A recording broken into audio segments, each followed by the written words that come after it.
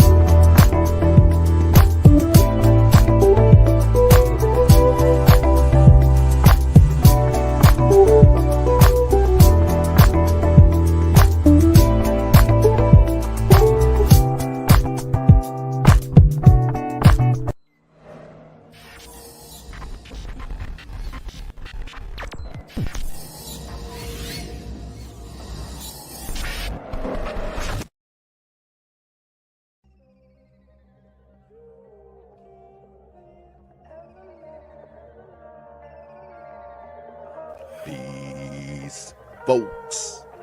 This is X from TPOT Media. Open your mind and wake your black ass up. You know what time it is. Hit that damn like button as you make your way in the door. Grab a seat, settle in, get ready. It's the Grown Man Hour with your host, my man, Bernard Riley.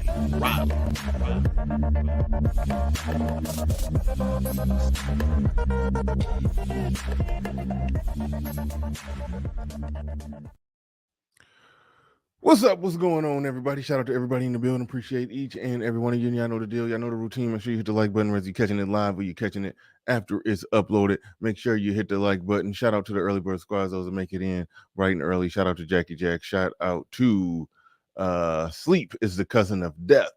Says, so glad I'm not a struggling male. I'm too beautiful. I question men calling themselves beautiful. You good though. Long as you ain't struggling. But all right, shout out to you. He says it's 6:25 a.m. Why is I awake? You're apparently on the West Coast, because it is not. You somewhere else. You ain't where I'm at. Snazzy individual in the building says, morning, we are. Dear Mac the trucker says, what's up, everyone? No country for old simps in the building. Shout out to you. Shout out to Deacon Dave in the building. Shout out to Deacon Dave. I can't even tell what that. Okay, there it is. I couldn't even see what that emoji was saying. Shout out to who else we got in here. Let me shout out a few more people before we get things going. Let me shout out a few more people. He's my father's son says they sleeping with LaFonte. All right, cool. I don't know who LaFonte is. Orlando Calrissian. But all right, we're about to get on into it, bringing up Hood Servative in the building. What's going on? Are you there, Mike? Check. Yeah, mic check 1 2 1 2. Morning, everybody. Another Saturday. Another wonderful Saturday. Another wonderful Saturday. But we definitely about to get into this one. I think you. Oh wait, hold on. Okay, yep, you did. You put a link in the back. All right, we'll get into that in a little bit. That's a link I haven't seen, but okay, cool. We'll dig into that. But all right. The topic on the table. I don't know. I don't know how we're gonna crawl into this one. I did in a little pre-intro ramble. I was talking about how there's a lot of times we say a lot of things and we get called a little chauvinistic or whatever the hell. But then, data comes out that kind of confirms a lot of what we've been saying and sort of exposes a lot of the counters and the gaslighting that typically comes from women when they're giving their analysis of the whole dating and mating or just social climate between men and women. Where and you made a really good point. Now, when we was talking in the back, but I'll get into that. But I'll just lead into it by just saying that just the bare minimum of the study before we even get into parts of it. Probably you'll read some highlights of it. But long story short, 63% of young men that's under the age of 30 report being single. However, that's double the amount of young women under 30 that report being single. The young men are single, but the young women are not. Right away with that study, and I'll pull it up so people can see what we're talking about here. But right away, initial takeaway, initial thoughts. Go ahead, you got it.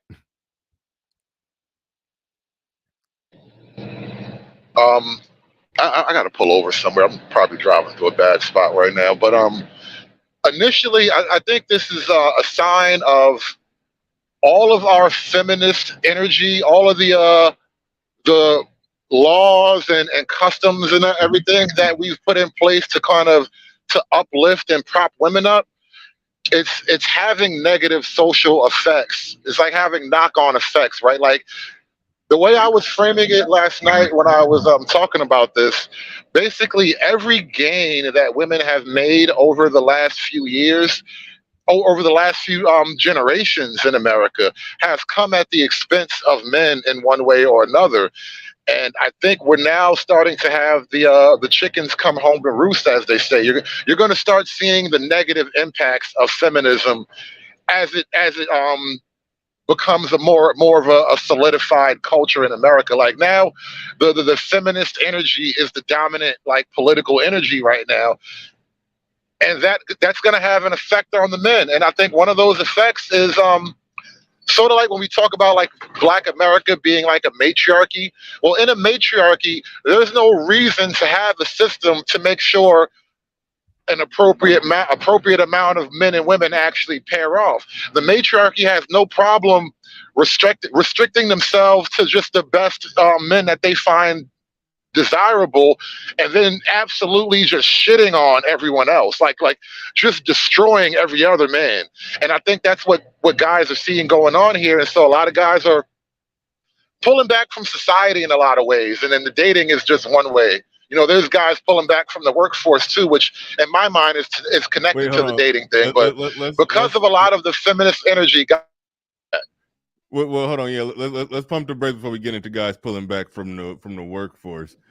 I want to talk about how you said in a matriarchy there's no systems in place, or it's not encouraged or incentivized, or it's just not from a societal standpoint. It's not set up in a way to where every guy or the maximum percentage of men can win. But in patriarchy, it is set up to where even the fugly chick can she's gonna get a man paying, working and paying some bills and shit. You know what I mean?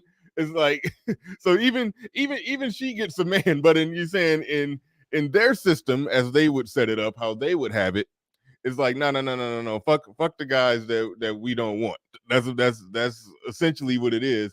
And you said that it's set up to where they would just, basically have, or I don't know if share the top or the highest, quality or best guys. That's the part I really want to dig into.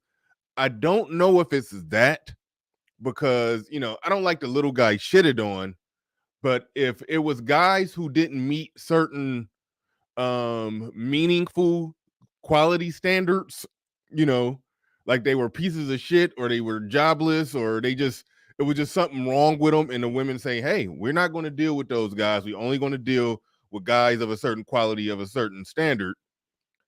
It's like, from a technical standpoint, I wouldn't want to fight as much on that, even though I do see some societal problems down the road with that. But I don't think that they're doing it based off quality standards that make sense, if you understand what I'm saying. I think that it could be based off some standards that make no damn sense at all, if you see what I'm saying. Well, they aren't standards; they're emotions, and that for a man, a woman's emotions represent pure chaos. So a lot of guys are just growing up in a storm of chaos, and it's hard to find your way. I imagine. I know for a fact it is hard.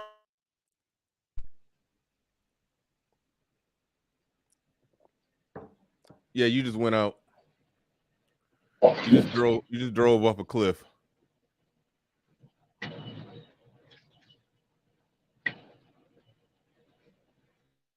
Mic check 1 2. Mic check 1 2. No, my bad. I just drove over a bridge. I know I always lose myself on a bridge, but no, I was saying that women are governed by chaos. Their emotions are chaotic, and so for a lot of men, they grow up in all this chaotic environment, and it's hard to like find your way as a young man. Yeah, and you just went out again. And to the gentleman saying, Bernard read super chats with a question. Yes, I do read. My goal is ultimately to read every super chat, every single super chat that gets put out there. I star them and then come back to them and read them. Or, I mean, hell, if it's slow, we read them. We read them right away. We read them right away. So, to who was that was asking? Josiah, I think that's your name. Yes, every super chat gets read. Every super chat gets read. While we're trying to figure out what's going on there with Hood Conservative, maybe I'll give him a chance to get. I'll give him a chance to get to a better location. I'll pull up the article and I'll just read some parts of it so y'all can just get a better context of what we're talking about. So y'all don't know. Y'all don't think we just firing off, shooting from the hip here. But so here's the deal, and thank you for whoever that was just sent a super chat. That is Andre, says supporting black male media. Says supporting black male media. Absolutely do appreciate everybody who supports the stream. People say black men don't support, but I do believe brothers do show support. You give them what they want, they show support. And speaking of giving them what they want, but a $10 super chat. What do we get for $10? Everything you want. Everything? Everything. You. Right. All right. Thank you for the $10 super chat. Do appreciate that. Now let me pull up some parts of the article. Hopefully Hood Conservative makes it to a better location so he can, so his audio will be better, or he'll stop more or less going Like five or 10 minutes. I'm almost there. Like 5 or 10 minutes. All right, cool. I just go over the bullet points of the study so they have a good understanding of what we're talking about. But study finds more than 60% of young men are single. Who are all the young women dating? It goes on to say 63% of men and 34% of women under 30 being single, according to a Pew study.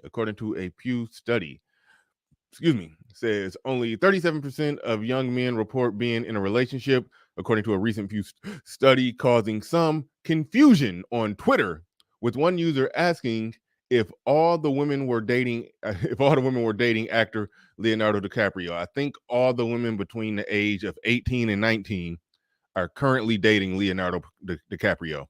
He cornered the entire market of of blonde white girls, some brunettes, between the age of 18 and 19. Leonardo DiCaprio just owns a full monopoly on that market.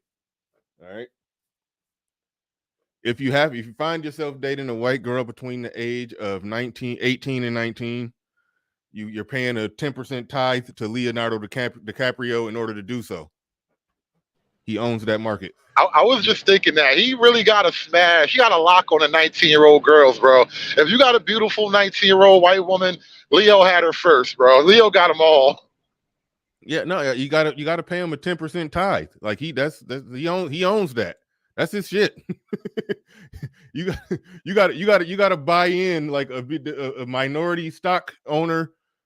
You got to get a buy-in percentage to own a small piece of the 19-year-old girl stock from Leonardo DiCaprio.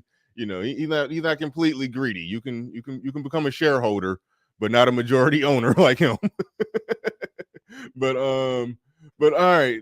So anyway, it goes on to say, men are increasingly so single. The study found that the rate of young men in relationships more than double the rate of young women in relationships more than doubled that of young men, with only 34% of young men reporting that they were single. A whopping 63% of young men, on the other hand, said that they were single. The Hill summarized Pew's findings in a story headlined, "Most young men are single, most young women are not." Men in their 20s are more likely than women in their 20s to be romantically uninvolved, sexually dormant, friendless, and lonely. Now, this does give statistical, empirical data to the charge that we make when we say, if we were to say that, all these women, all these women is hoes, all these bitches are hoes, we say some stuff like that, we sound ignorant, well, okay, well, who they being hoes with, for every woman that's a hoe, that's a man that's a hoe, that you got to be having sex with somebody. But no. We've been saying for the longest, it doesn't work like that. Now, some people described it as some 80-20 rule that I understand the spirit of the rule, but I don't think it's effective to even mention it or use it because it's no exact data on that. But generally speaking, that there is it's not a 1-to-1 pussy distribution ratio going on. So yeah, it's very possible for the majority of men to be losers sexually and the majority of women to be hoes sexually. It's just who they being hoes with. So there it is. It's that simple. But anyway, moving on, he says men in their 20s. Okay, wait, I already read that one. Already read that part. I go on and read a little bit more. Hopefully, Hill Conservative just pretty much where it needed to be. The original Pew study, which was released just before Valentine's Day, found that a majority of single adults are not interested in being stuck or even gazed by Cupid's arrows, with 57% of Americans saying that they are not currently interested in a relationship. The percentage of Americans searching for committed romantic relationships and or casual dates dropped to 42%, down from 49% in 2019. The downturn, Pew explained, has mostly been driven by single men who are increasingly turning their backs on dating completely. Now, that's a factor in the equation that I don't quite understand, and maybe Hood Conservative can dig a little deeper on that one. So we'll put a pin in that one. Why men are actively turning away from it or got a don't give a shit attitude. I have a son who would be considered a young man in that, who's under 30. He's legally an adult. He's under 30, so he counts. As far as the men that they're examining, and he does have a nonchalant, don't really care attitude towards it, and it's weird to me. That's weird to me. But so we'll try to explore that. And I actually tried to probe and ask him about that, and he just seemed even uninterested in the question. And it's like, he go to work, he make his little money, he buy his I mean, it's a weird thing where buy his video games. Yeah, some men they're getting content with takeout, Mountain Dew and video games. It's like they're getting pretty content with that. Well, the way I kind of framed it, And because I Pornhub, got to average that in the equation. But anyway, but go ahead. well, there is that. No, there is that. But even in totality, I think people are framing the question like, "What's wrong with men?" People are framing it like this represents something catastrophically broken inside of men, and maybe they're right on some level. Like, things are wrong with men, but I like again, the economics is a great way to frame human behaviors and interactions. So if you imagine women are a store, and the store of women, what they sell is sex and relationships, right? Now, if men are no longer even shopping at the store that sells sex and relationships, I think you have to ask yourself what's going on in this store. Like when your store starts losing market share, when your store starts losing customers, you don't go out and beat up the customer, right? That only works when you're selling crack. That only works when you're selling dope. When it comes to women, you have to ask the question, why does no one want to buy your product? Your product can't beat masturbation. That is awful when you think about it. It's like I put it this way, have a woman in front of you, ready, willing, and able, and then you tell her, you know what, I'd rather rub one out and then I'll see you later. And see if that don't break her heart. She might try to stab you. You might die. Yeah, but the part that's I mean, I agree with you. Let's just real quick. I agree with you on something is wrong with the product if the customers are losing interest in even buying it. But it could be a factor that there's a percentage of the customers. There's a percentage of people that they're holding up the equivalent of, we don't serve colored signs to where there's a percentage of people who they're not willing to serve with that product. I think that's a major factor in the equation. And instead of them doing some sit-ins and some civil disobedience or some riots, they just like, oh well, okay, whatever. I think Tommy Sotomayor made the original quote: "I'll take my dick and go home." Whatever, So I can see a day where women protest for dick. Like, you must love us. You will love us. Like, I can see it coming. All right, let me get to the super chat and real quick, just to make sure I'm not throwing my son under the bus. He's not a 20-year-old virgin. He's had some action before, but he's just generally nonchalant. Because I had to remind him. I was like, you're older now. You got a car and you got a job and you live with me. You don't really got no bills other than you pay his car insurance and his cell phone and stuff. But so you kind of can, take a little extra time and get a little ambitious about, getting out there and, meeting some girls and stuff like that. But he just gotta, it's like, he just don't care. It's like, he don't care. He had a girlfriend or two here and there, in high school. I mean, put it like he doesn't care. He's no virgin, but when I tell you that he's not out there actively pursuing, he's not. He's like he don't give a shit. Last night, I was speaking a little bit about my own situation, right? Like, I've been in family court. I was talking to my lawyer. My lawyer called me yesterday because we got like a court date coming up, right? So we were trading notes or whatever. Hold on. Time out. Azrael, first of his name, said Bernard going to set his son up for failure. No. I mean, how am I trying to set him up for failure? I'm just saying, I think it's a failure if that nonchalant, don't give a damn attitude that he got when it comes to women. Like, put it like this: it's one thing to be nonchalant and don't give a damn, but you got options. You just not pressed by him. You just take it when you get it. But whatever, I ain't stunting these hoes. I get that part.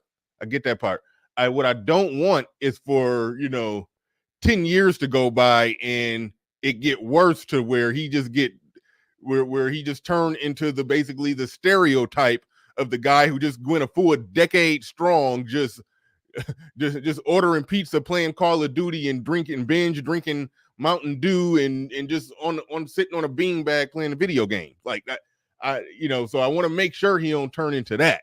That's what I'm saying. That's my encouragement of, get out there, do something. Him and his friends do get together and like go to Hooters and shit every now and then. They do that. But I'm just saying, as far as women, they got they can give two shits. It's like they're not actively there's no pursuit of happiness. There's no pursuit of pussy. That's all I'm saying. When I was 25, I wanted to have a family. I wanted children. I wanted to settle down with the girl I loved and all of that goofy shit. And like I said, I'm going through a whole family court thing now. I've been in family court since 2019. Me and my lawyer were talking about it, like, damn, 4 years.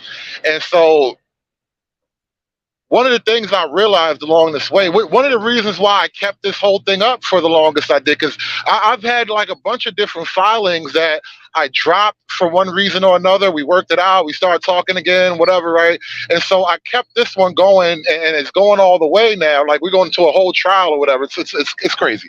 But one of the reasons why I could even do this now is because, like I said, I wanted to have a family. I had the whole blue pill dream in my mind, and basically what I said was I had to kill a little part of myself, like the part of myself that wanted, love and happiness forever after with this woman, and everything's gonna work out right. Like, I had to kill that part of myself, and I wonder if, in a larger sense of the word, are young men kind of killing that part of themselves preemptively without even having to go through the trauma. Like, they can see can see the landscape, and it's like, nah, I'm good. Yeah, that's interesting, but you see, I'm not convinced that they're seeing a landscape. See, that's where we can make the mistake of applying things that we think, that we know, that we've experienced as 40-year-old men, and we apply it to him. Like I don't think they have that much wisdom at 20. I don't. Now, there is a benefit to it that there, and I think this is, I mean, Azrael said he was joking, but I think this is the element of truth in what he was saying, is that, maybe it's a good thing that a lot of these guys aren't jumping out there fast like we was. Like, we was some damn bloodhounds out there. We wanted it bad. We was out there chasing it. I agree too. I agree too. I don't know where you're going with this, but yeah, I agree. But yeah, but I don't think they got the wisdom where they've sat back and analyzed it and say, nah, we don't want to make that mistake. I think it's something else at play that could end up having a benefit and could end up having some negatives. You don't want them to, if young men are going through their 20s and 30s not having any sex, okay, then you don't want them to fuck around and be non-social men at 30 and then turn into, we saw the movie 40-Year-Old Virgin, where he just sitting there with his damn his comic book character collectibles and shit, and watching video games and playing movies and that was before. That was before. And the 40-year-old virgin grew up in the era where the only choice was to be blue pill or to figure out on your own how to alpha your way through it, right? Because there was no media. There was no online world where you can go get new ideas and have these ideas constantly be reinforced every day, right? So I don't think we're going to get those. I don't think we're going to get the 40-year the Steve Carell 40-year-old virgin thing. What I think is likely to happen, like we'll definitely get some of that, because that's just on, you can't stop that. But what I think is more likely to happen is you're going to get a cadre of angry young men who will now enter elected office, and I can't wait for all the 25-year-old virgins who don't value women to get in some real power. Like, that's the guy I want to talk to. The nigga who got elected and he don't give a fuck about bitches. Oh yes, let's talk about government. I see what you did there. I definitely see where you're going with this. I'm putting together a team, yeah. I'm putting together a team right now. It's the Red Pill Avengers. I didn't know where you was going, but now I get it. I get it. I see the vision. I definitely see the vision. Let me That's some funny shit. That really is. I never thought of it like that. But shout out to who we got in here. We got Josiah. I think that's right. Josiah in the building with a $5 super chat. In the building with a $5 super chat. Thank you very much. I do appreciate that. Thank you for putting 5 on it. He says, women are in this ploy relationship. Women are in this ploy relationship, but still want to date on the side, and single mothers who say they are bi, but still looking for a man to provide. Let me make sure I understand what he's saying there. Women are in this ploy relationship, but still want to date on the side. I don't know what you mean by this ploy relationship. I think he meant play. It's probably a typo. Women are in this play relationship. I don't know. I still don't know what you mean by play relationship. It's either play or poly. I was trying to figure it out. It doesn't make sense the way you put it, so it had to be something else. Women are in this poly relationship, but still want to date on the side. Okay, I'll grant that. A lot of that going on in single mothers who say they are bi, but still looking for a man to provide. Yeah. I mean, yeah, I don't know the bi percentages and whatnot, and blah blah blah on that, but definitely, that single mothers are out looking for a man to provide. Well, I will tell you this though. From what I can tell, I forget exactly where I heard these numbers, but out of the ethnicities, Black America has way more rainbows than everybody else. Yeah, I've seen conflicting numbers on that, but every number that I've seen, Black people do have more. Not a staggering higher percentage, but definitely higher percentage. Definitely a higher percentage. But well, it's staggering. It's staggering when you consider our population size. Like we have less people, but somehow more gays. Yeah. Shout out to Christian Hutchinson putting 5 on it. Appreciate you.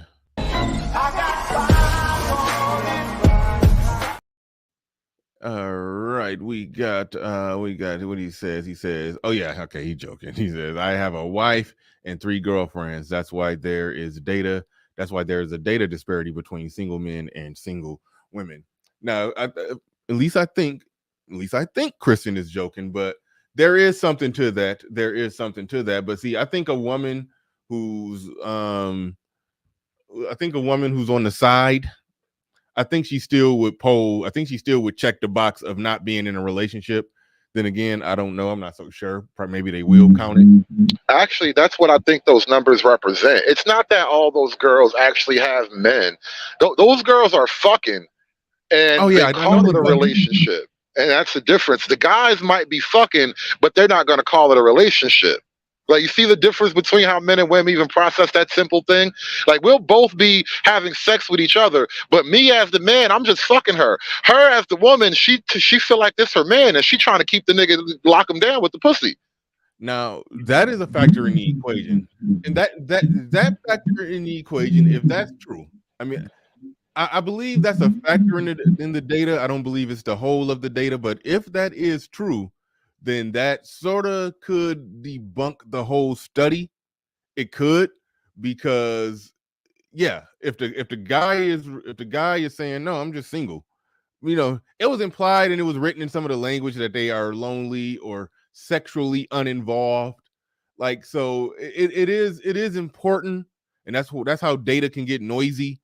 But it's important to make a distinction between single versus sexually uninvolved, because if we're talking about guys being sexually uninvolved, then that eliminates the whole idea that, oh yeah, everybody still is fucking since people been fucking. Only difference is, no, I think it's chicks are calling it a relationship, and guys are just saying, nah, I'm single. Go ahead. Well, no. I think even to keep it in context of the article, it's probably they're fucking older men, and they're calling their sugar baby arrangement a relationship. Now, I think that's more of a. So I think it's a matter of framing from the woman's perspective. And I think that's a factor in the equation. Now, you said something interesting. You said something interesting. We were in the back, so I want you to elaborate on that. You had said something along the lines of they criticize men because if that data discrepancy, 60% of 64 63% of young men under the age of 30 reported being single and uninvolved, but the only 30% of women reported the same thing in that same demographic. That would mean that they're getting with, having sex with, or in relationships with older men. Now, here's the deal. Men get criticized for wanting younger women, but apparently the data is showing that the women apparently want older men. If that's where that discrepancy is, that's the only way that you could truly explain that. Is that, yeah, the women want the older men. They want the older guy with a better job and a better car. How do we explain that? So that throws one of their major criticisms right on its face. And it vindicates men anyway. And it's such a weird thing as a man. I'm sure a lot of guys can relate to this. You give a woman what she wants, and it's all your fault anyway. Like you give her exactly what she wants, and somehow you're the problem. Yeah. Yeah. Hey, Joshua, whose mic? I put that in the chat room. You said somebody to fix their mic. Whose mic you talking about? Is my mic not right? Let me know. I did have No, it's probably mine. Okay, I know I had to stop the truck and everything, but do I have feedback or anything right now? No, you good. I mean, right now I just heard it. But granted, I don't got my headsets on. The headsets are, they're like the cool the cool headsets that when you do them like that, you can kind of hear the audio through them. So I don't put the headsets on. I just set them on the desk. But sometimes I miss something. Okay, he's saying mine. Is anybody else hearing my mic not right? Is anybody else other than Joshua Richard is saying my mic isn't right? Dirty Folks saying Hood's mic is trash. He might be trolling you. I don't know if Dirty Folks playing with you or not. Somebody saying they hear Hood's feedback. But let me okay. Push 1 if my mic is good, 2 if my mic is bad. Okay.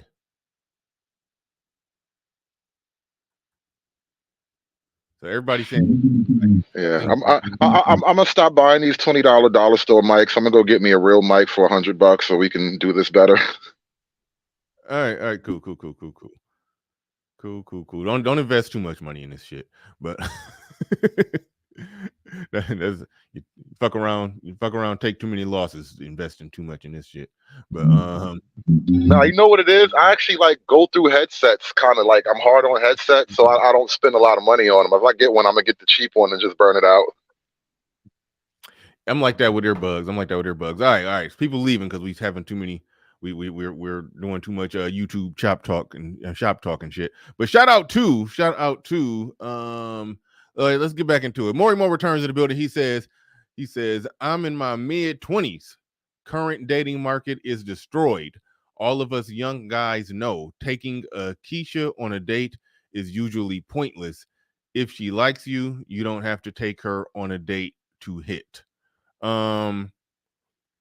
Now, what I want to know from you, Morimo, are you saying okay, are you reciting talking points, or is that like your lived experience when it comes to 20-something-year-old women, or if you're talking 20, like a 20-something-year-old, like you said, you're 25-year-old black man dealing with 25-year-old black women, or just women in general? Like, are you saying it's really are you saying it's really trash like that in your experience? Like, because sometimes people come up here and they'll talk and point to death without it being their actual experience, so to speak.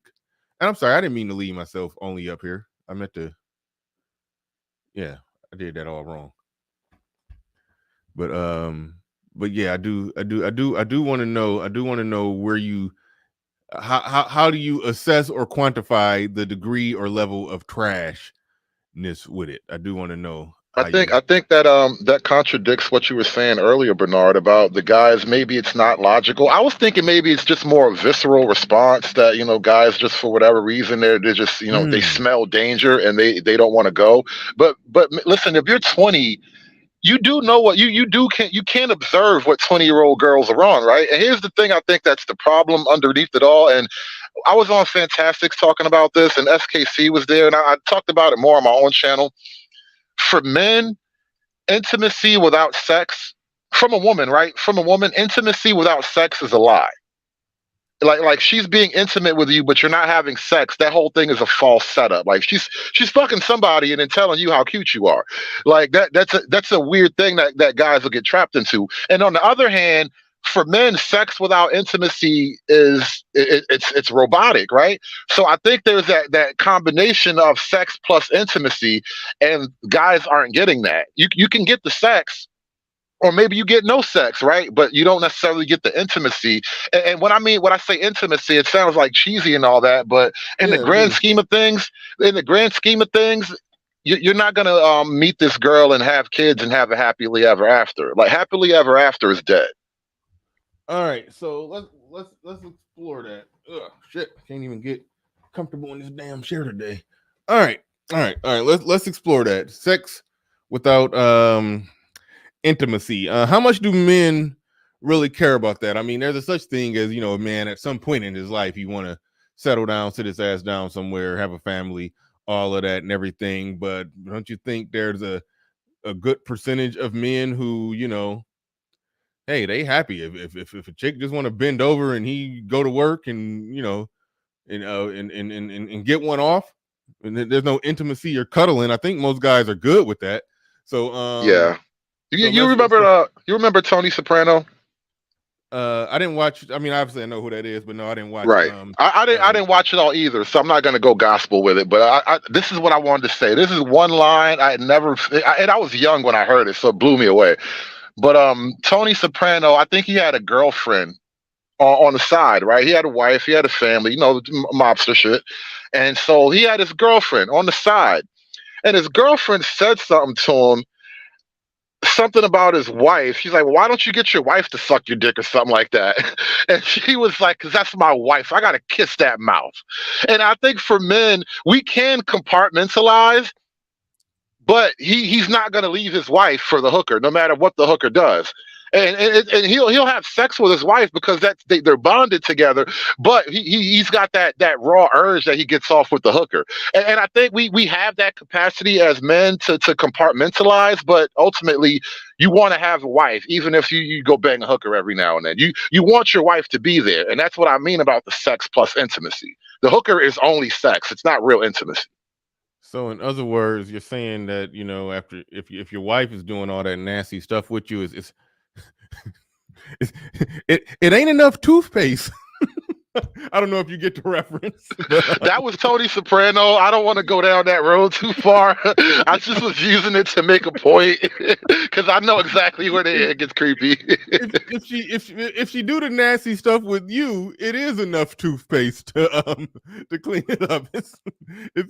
Okay. I ain't going there. That's another individual. I'm not trying to take shots, but shout out to shout out to that whole situation. I'm not even about to get into that. That's a if you know situation. But no. See, I understand where Tony Soprano is coming from. I remember ARC talked about that a lot. It was almost like he got offended when to even. No. It was in the movie Analyze This with Robert De Niro, with Billy Crystal and Robert De Niro, where Billy Crystal was being his therapist, and Robert De Niro was playing a mobster, and it was the same kind of conversation. He suggested that, well, why aren't you just doing all of that with your wife? Then he got offended. Like, are you crazy? That's the mother of my children. She has to kiss my children goodnight. Are you crazy? So I get that. I get that. That is a factor in the equation when it comes to the sex and intimacy thing. But how many young men do you suppose, like think about your son? You mentioned him being kind of blasé about it, right? How many women do you suppose are in his ecosystem that are actually wife potential? Like in his age range, they're not like 35 and burnt out. Now they've hit their post wall epiphany. Like, how many young women are actually wife material? Oh, in that age range, damn near zero. Damn near zero. But see, that's the thing. I don't think that they're out actively looking for wives, though. I don't see it that way.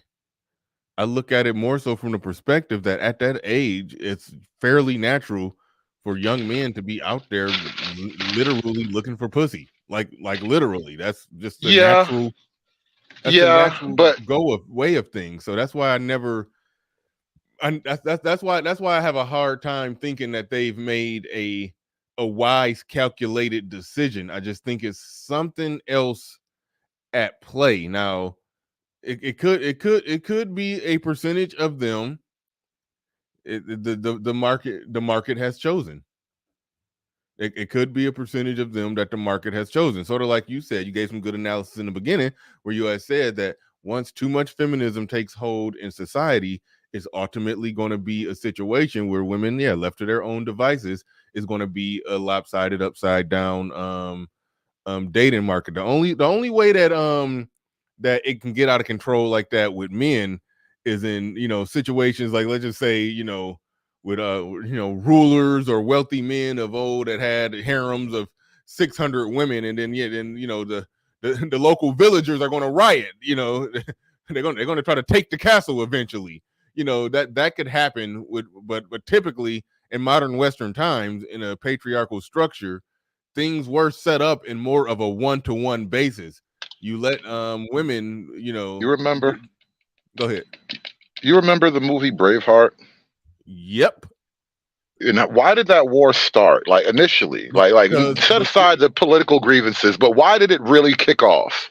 It's by, as I understand it, right, the kings or the high up people would come to essentially the what appear to be the villages or the small folks area where they lived. I don't know if they called it villages, and basically saying, we're here to impart our royal penises into your wives and daughters to to give them a good start in life, or whatever. It was something called prima nocta, which I think is a Latin phrase meaning like first night, right? So the first night of marriage, the king takes he takes the place of the husband. He gets first dibs, basically.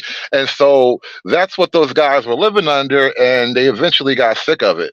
And what I'm bringing up is that scenario it's replicating itself in a broader sense. Like, we don't have dukes and lords, but we do have like really rich and powerful men. And so, and I'm not saying it's like a bunch of rich and powerful guys are going to have harems, but what I think is happening is that the average guy has less even hope to secure a healthy relationship, and the results of that are going to present themselves in the next 10 or 20 years. Yeah.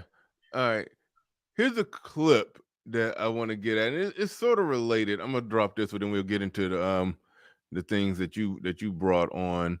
But I do want to get into this because it's a discussion. It sort of throws back to the discussion we were having about when I always. This guy say he like his women young, claims they're more impressionable. Now, what this actually gets into, actually, I don't like the way that that's presenting. I'm gonna make that show better, because I hate when that shows like that. Because give me 1 quick second. Give me 1 quick second. I do want to pull this clip up, because it breaks down the psyche of women. Because at the end of the day, because we were circling it back to, if the young men aren't getting no action at all, but what the young women are getting action, who are they getting it from? Is only a couple options. It got to be young. It got to be older men. But I wanted this clip that I'm about to show speaks to the overall psyche of how women look at it, and how they argue against it, but at the same time they like his woman young, claims they're more impressionable. At the same time they apparently love it and sign up for it. So, but here it is. I want to roll this clip. I think younger women tend to be more impressionable. I think older women, you know, in my experience, you 30, 33, 35, the experiences that you have at that point is just, you know, a little bit too much for me. And you know, I really think in some cases you really can't teach an old dog new tricks. So I prefer, you know, my women to be the younger variety. Why do you need to have that level of power over her if you're not trying to manipulate someone? See, it's not power, it's impressionable. I've never seen a successful partnership where the other person wouldn't allow themselves to be impressed upon. I got a whole program. Let's stop real quick. Mm-hmm. Mm-hmm. I think he backed off the point where he should have leaned into it. When the whole issue of power. Since when is it bad for men to want to be powerful, and in whatever context they can manage it, even if it's just you lifting weights? When did it become a bad thing for men to want power? And think about how insidious this is in the community, right? The women who complain about the lack of leadership, the lack of masculine energy, or whatever, however they frame that goofy shit they say, right? At the same time, they will actively convince you not to seek power. Because as a man, that power threatens her. She feels anyway, your power threatens her. Because your power is gonna fuck up her good time, essentially. That's what she's afraid of. And I'm like, bro, why should men not want power? And then even let's lean a little bit more into it. I want a level of control over whatever woman I allow into my life, right? If I'm just fucking you and I don't have to care about you, I don't worry. You can have all the power you want. You can be powerful all in your house by yourself, right? Because I'm leaving. As soon as it's over, I'm done. And outside of that, though, I need to have control. I need to have a certain level of control over this relationship because, and this is something I mentioned last night too, when we were talking about oppressing women again. You kind of need that for self-defense in the relationship. As a man, you need the upper hand in the relationship purely for self-defense because women innately do not respect men that they have leverage over, that they can exercise power over. And so in the relationship, when it becomes a situation where she's feeling her power and you have none, you will not be respected. And this is what we were laughing at last night. We were kind of going in on this, but you kind of got to make the hoes mad. Hoes mad leads to hoes happy. When I'm sorry. When hoes are happy, you are sad as the man in a relationship. I heard Patrice O'Neal explain this one time, and it was fun. He killed it. You know, shout out to Patrice. But as a man, when she's happy, you're gonna be miserable. But if you're on your shit, you're doing everything you're supposed to be doing, she might be, you know, mad or whatever, but everybody will function. And that's the difference, right? And that's kind of why you have to maintain the upper hand because the relationship just won't function properly. Yeah. Yeah. And it's funny how they're arguing against that upper hand. They're arguing against men having that upper hand in a relationship. But when they describe the type of man that they want, they describe a man who essentially is going to have the upper hand on them. It's a weird psychosis that they got going on there. That the person that wants to be with me is willing to learn and willing to adopt some of the ways, or even some of the principles that I have. That's not impressionable. Impressionable is basically getting someone to do what you want them to do because they're easily swayed and easily persuaded to do what you want them to do. When you hire somebody, you look for somebody that's impressionable. But when you hire somebody, you're about to train them.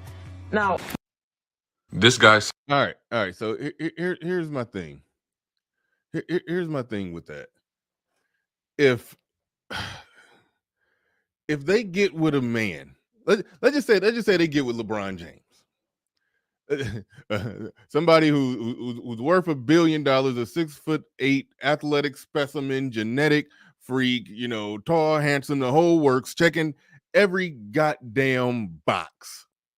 Okay, they won't have a problem at all looking up to him and being impressionable and doing whatever he need to say and being controlled by, like, it would be a lot of yes daddy energy is what I'm trying to say that they'll be having. And they know and they understand that.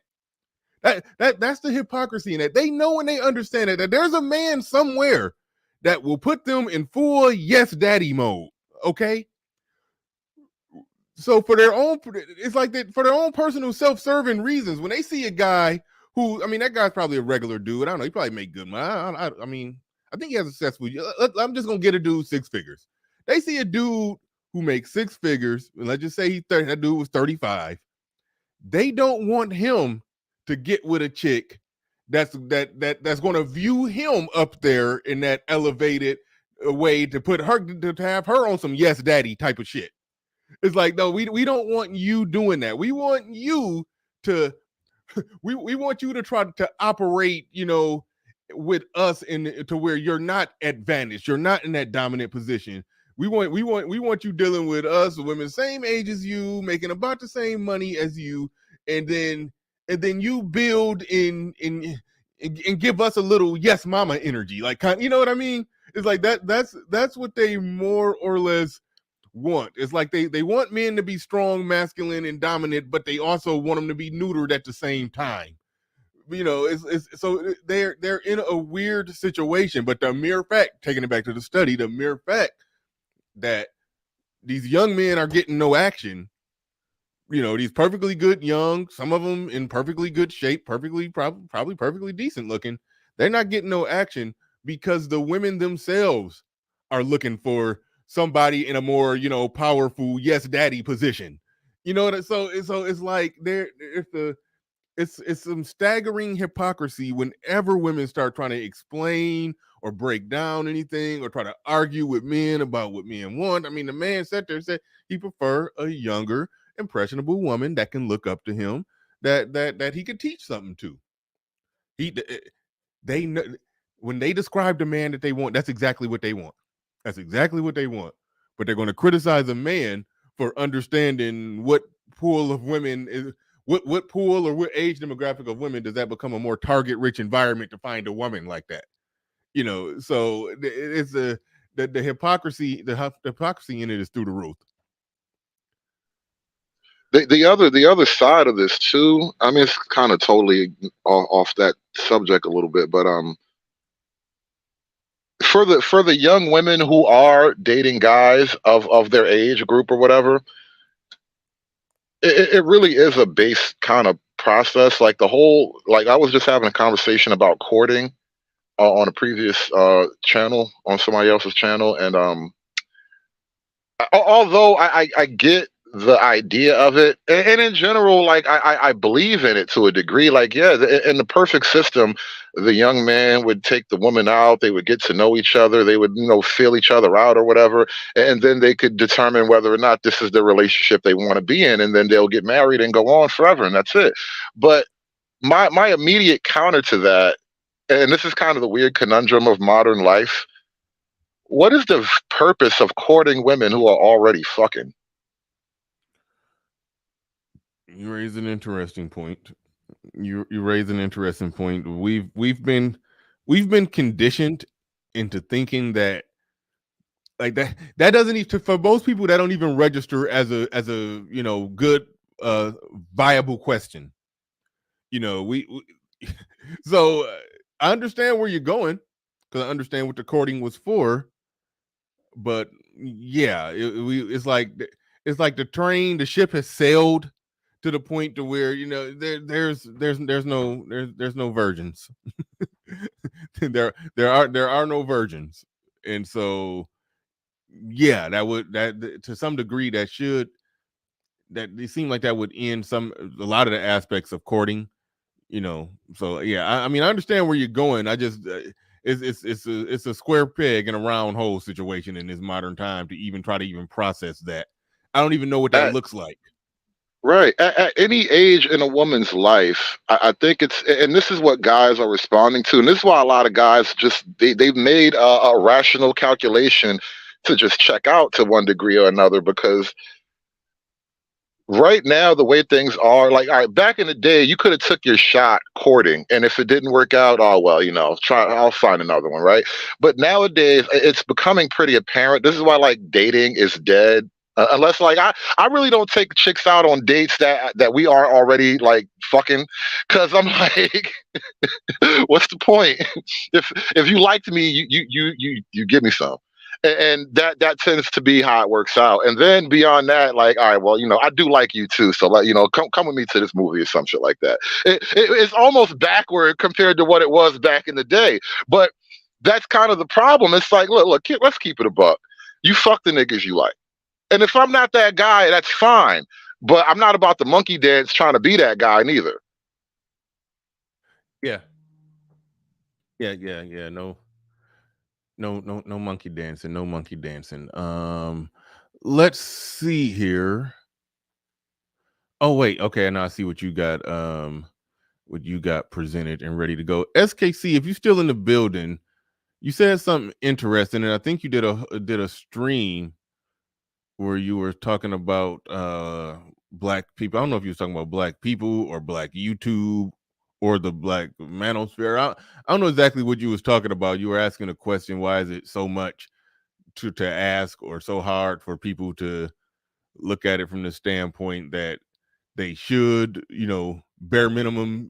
Hood Conservative touched on it. He had said something about sex without intimacy or intimacy without sex or blah blah blah, and then SKC kind of went an angle on that on his channel, talking about people are dancing around the word love or something like that. I don't know exactly where he was going. I didn't listen to the whole thing, but I am calling SKC to the stage if he Well, if he yeah. want to speak on that.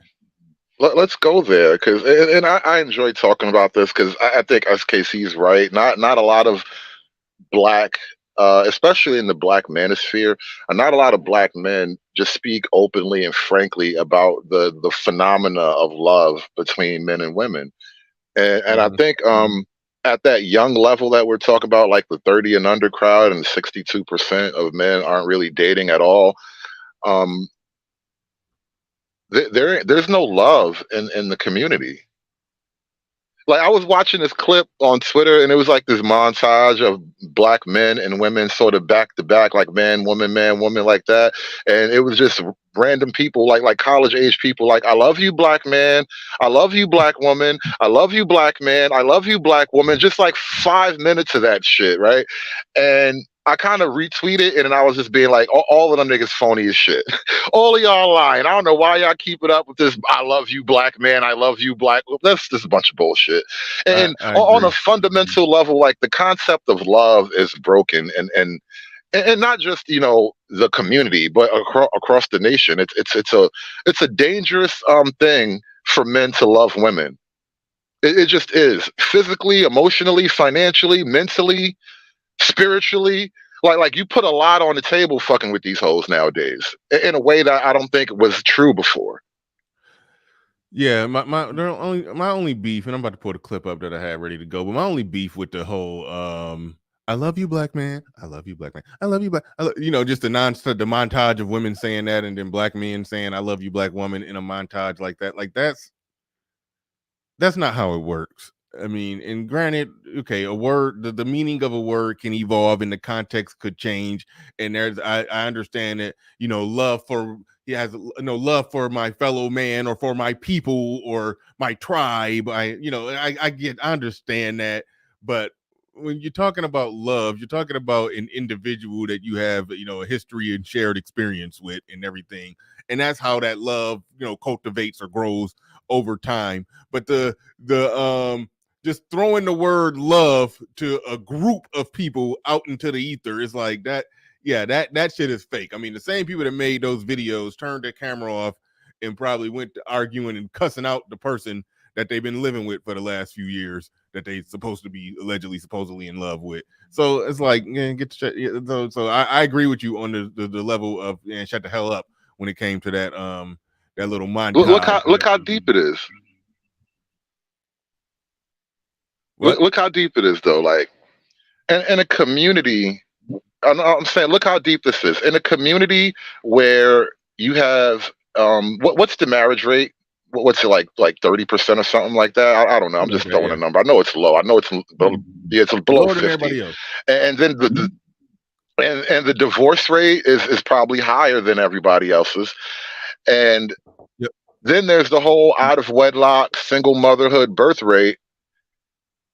I'm arguing that a community with these numbers, when you put numbers on the board like that, you're not playing the love game. Yeah. Yeah, I agree. I agree 100%. I agree 100%. But all right. Now I'm gonna put where we at? Wait, hold on. Hold up. There we go. Trying to put that back in there. Gonna put that back on there. Now I don't even know context. It's probably taking us back to another subject we was talking about earlier. But I'm gonna roll it. I'm gonna roll it. Let's go. Goals were. This one particular young lady said with 8th grade girls, and I asked them to tell me what their goals were. This one particular young lady said that she wanted to have 2 kids. So I said, so are you going to have a husband? And she said, nope. And I said, please tell me why you would choose in the 8th grade to have a goal of having 2 kids and not be married. She said, because if I'm married to him, I can't collect child support. And then she said, why should I marry a man that I have kids by? He might have issues or something. He might be on drugs. And I said, well, if he's too bad to be your husband, do you really think he's going to make a better father? With 8th grade girls, and I asked them to tell me what their goals were. This one particular young lady said that she wanted to have 2 kids. All right. That was a clip. Yeah. That was bad. What you got?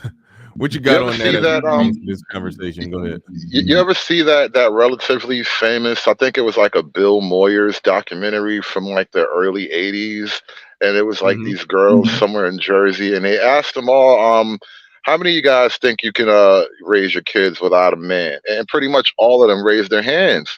And the one girl, she was like, it was worse. It was worse than that. It said, it was asked, how many of you, I think said want to marry your son's father or something like that.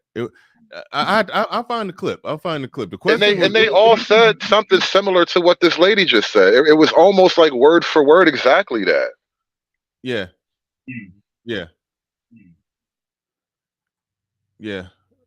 Real quick. Technobility in the building. Shout out to everybody. Do appreciate everybody who's supporting the stream. Appreciate each and every one of you coming on through. Make sure y'all hit the like button. Shout out to Stack or Starve. Who sent a $10 cash app. Shout out to Stack or Starve who sent a $10 cash app. And shout out to Technobility putting 5 on. He says they hate this analogy, but men want the car with the least miles. Bottom line, they hate Leonardo DiCaprio because he prefers low mileage. Shout out to you, and absolutely right. I think men who are renting don't care about the amount of miles. If you're just driving a car for the weekend, you don't care about the amount of miles and how many owners it's had. But if you plan on buying, yeah, you do care. You do care about how many miles. Azrael, first of his name in the building, says, I love you, black men, but I love Planned Parenthood even more. Wow. Here's some dark humor for the day. By the way, if you are dropping the link, he says, I have some takes. All right. Cool. I'll probably drop the link in a little bit. I was trying to summon SKC if he wanted to get in on this, but I'll probably just drop it generally in a little bit. But thank you for the super chat. Do appreciate that. Yeah, that Bill Moyers documentary, it was very similar. It was more or less saying the same thing, and I think that does speak to the fact that, one, when we're talking about chicks, okay, when we touched on this earlier, when we're talking about young women not being single or whatever the hell, or it's certain men who are kind of X'd out of the dating market, so to speak. And sometimes I question that, but then there's some data that kind of shows that that's the case and everything. And if the women were holding out for if women were holding out for like the best possible mate for the best possible future and blah blah blah blah blah, I get that and I understand that. And sometimes that's how they try to frame it. But then there's something called the single mother epidemic, which means there is no exact holding out going on if they're, winding up knocked up at a relatively high rate. So the fact of the matter is it's fucking taking place. All right. It's fucking taking place. And so what's sort of embedded in those numbers in the stats is that women are, using certain men of the population, clearly not the lonely men who will probably be with them and be, good men to them. No, but they're just taking a certain percentage of the men and just, just getting, I just need the semen. I need the semen. I say all the time, if a man wants a family, he typically have to be attached to a woman. If a woman wants a family, she just needs some semen from a man. And so that's sort of how that works and sort of how that comes down. And we see that. You know what that means too? What's that? What that means is that women can have their biological impulse met while men's biological impulse is just left to like wither on the vine. I think that's a bad sign for a society, right? You can't have that type of based imbalance. Like just the basic function of life basically gets cut off for no obvious reason. Yeah, no, agree. Oh wait, no, now I see what they mean when they say your mic, because I just put my headsets back on. I think it's some little fumbling and bumbling going on. But shout out to Jimmy Howard in the building. Dropping $2 on it. Shout out these last $2. I'm not gonna lose. Shout out to you. Do appreciate that. Yeah. I do want to find that Bill Moyers documentary. That is a classic. And that one never gets old. That one never. Let me make sure my mic is right. Yeah, that one. That's on this channel called, I think, Hezekiah News. I think it's still up. You can probably find it on YouTube real quick. Mm-hmm. It's funny. You can just type in Bill Moyers documentary, and I think. Okay, he did a lot of documentaries, so never mind. No, so yeah. Bill Moyers was studying the Negro. Like nobody wanted to say that. Bill Moyers was like passionately studying the Negro. Isn't it funny? Okay, this is where we go down getting the fucked up place. Ain't it funny how sometimes it seems like white people be studying black people, sort of like in the same way that that like National Geographic on like some National Geographic type shit, like like they go out into the jungle and maybe they get behind the camera. They get in a cage behind the camera, or they stay in the Jeep or something and just be shooting, just shooting footage and studying and observing the patterns of said creatures out in the jungle. When you look at them Bill Moyers documentaries, it's like they be studying Negroes like wildlife. It's like, oh my goodness, it'd be such a bad look. It'd be such a bad look. You muted. Look, if it wasn't for white folk doing that kind of stuff, like I would never know the secret life of ants. I would never know what fucking platypus do when nobody's looking. Like I would never know just how savage lions really are. Like white people give us all those documentaries and footage, and so it's fitting that everybody knows just what the Negro is doing when nobody's looking too. I think it's all of the same impulse.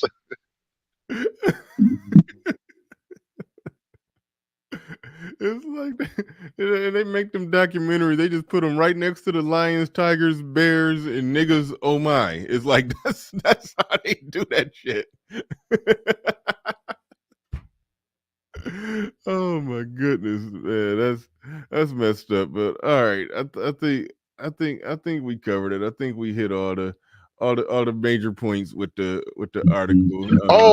You know what? I remember the clip I was talking about. It's in that email chain. Look back in that email chain that we just made this morning. Oh yeah. I know what you're talking about. It was Tia Mowry and her son. That's what I wanted to talk about, because that clip. People don't talk. We haven't talked about this other side of the thing too, which is, these by and large, we got a lot of sons of single moms right now, and you could frame it in a way that the sons of single moms are kind of pulling back from women. That is interesting. That needs to be discussed in a way. Ooh. Yeah, that's my background. Okay, do you got? I think I figured out what's going on now. Do you got something on like the YouTube feed or anything? Because that's not your mic. Well, I'm on my cell phone, so it's not like I got Windows open like that. But I can go back and let me go back and just close some apps real quick. Give me a sec. Yeah, that's what I'm thinking. That's what I'm thinking. The only thing you need to do is close some apps. I apologize, everybody, because I had my headsets off. Once I put my headsets on, I could hear all the inner workings going on in his with his background noise. I couldn't hear. Y'all could hear it. I couldn't hear it. But yeah, because all that's happening is after I say something, then I hear like a little muffled echo of me saying whatever I said. So that means he's picking up some additional sound from somewhere. He's picking up an additional audio feed of this from somewhere. But yeah, so let's pull this up on the screen. And thanks again, Jimmy Howard, for the $2 super chat. Do appreciate that. Oh, and thank you, Jackie Jack, too, for the $5 cash app. Thank you so much. Appreciate you, man. Right on. Y'all support Hood Servative. In fact, let me get your cash app down. So let me put that scrolling at the bottom. I think I got your cash app in the in a banner. Okay, I'll try to figure that out. I got your cash app in a banner in the back. That's what I'm one click away from. That I cannot find right now at the present moment, but when I find it, I'll click on it. But all right, let's damn it, where is it? Okay, I'm still trying to find it. All right, forget it. I'll just type it in, or we'll or Jackie Jack, spam it through the chat. Put his cash app through the chat room. Oh wait, here we go. I don't know if that's it. I can't even see. I'll probably make a ticker out of that. But all right. But all right. All right. So let's roll this one. This is a very embarrassing video after a woman gave her inspirational story of how she graduated from marriage and blah blah blah blah blah. And she got clapped and applauded on one of those women talk shows for essentially breaking up a family with younger children.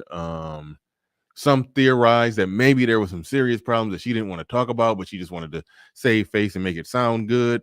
But the shit looked horrible because she did a goddamn commercial for some travel company she's sponsoring or that's sponsoring her or whatever the hell right now. She just worked that into the story about traveling with her kids and living their best life and all that shit. It was embarrassing.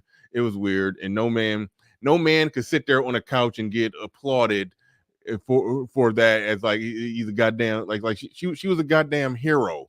So the way they depicted it and the way they said it. But yeah, so let's go ahead and now, so just fast forward a couple months later, this is her posting this on social media. Nobody made her do this. People didn't catch a candid moment. She just made a decision to do this. So here we go. Like my outfit? Oh, why? It's a bathing suit.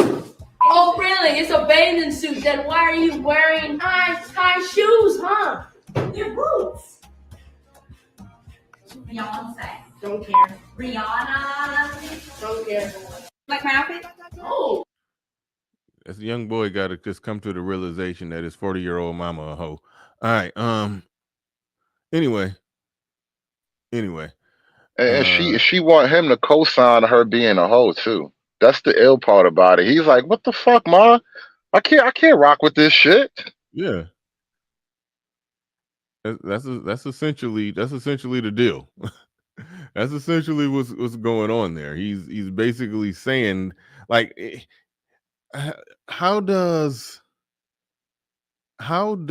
a boy, and granted it's a skit, granted, it's a skit, but the fact of the matter is, it's portraying that a young boy has more wisdom than a 40-year-old woman. More wisdom than a 40-year-old woman about how she should present herself and what the hell she should wear and how she should look like. And one that's not a goddamn outfit. Like where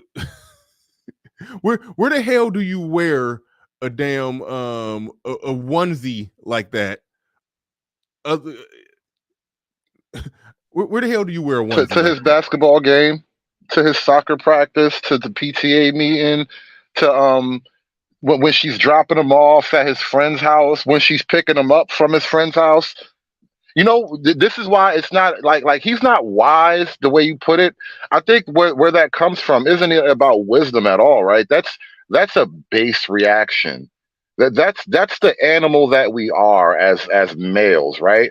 It's like you represent me as a man, right? And as my mom, you can't go out here representing me because you fucking up my manhood out here looking like a hoe. Like how people gonna look at me like I'm the man I'm supposed to be, and you, my mom, out here hoeing it up happily? Like that's not even something that you have to like be logically instructed on. That's your base feeling as a boy. Because I've seen other videos like this. I actually played a video on my show where little dude was basically cursing his mother out. Because like he didn't actually curse at her, but like he's like, yo, how you gonna show up to the bus stop with your booty cheeks hanging out? All my friends looking at you. What the hell, ma? Like that's the thing. And I mean, look, let's keep it a buck, bro. Let's keep it a buck, because I know I've experienced this, and a lot of dudes experience this. When you dating a single mom with a son, you know that nigga don't like you fucking his mama. Let's just, I mean, is he supposed to be happy for you?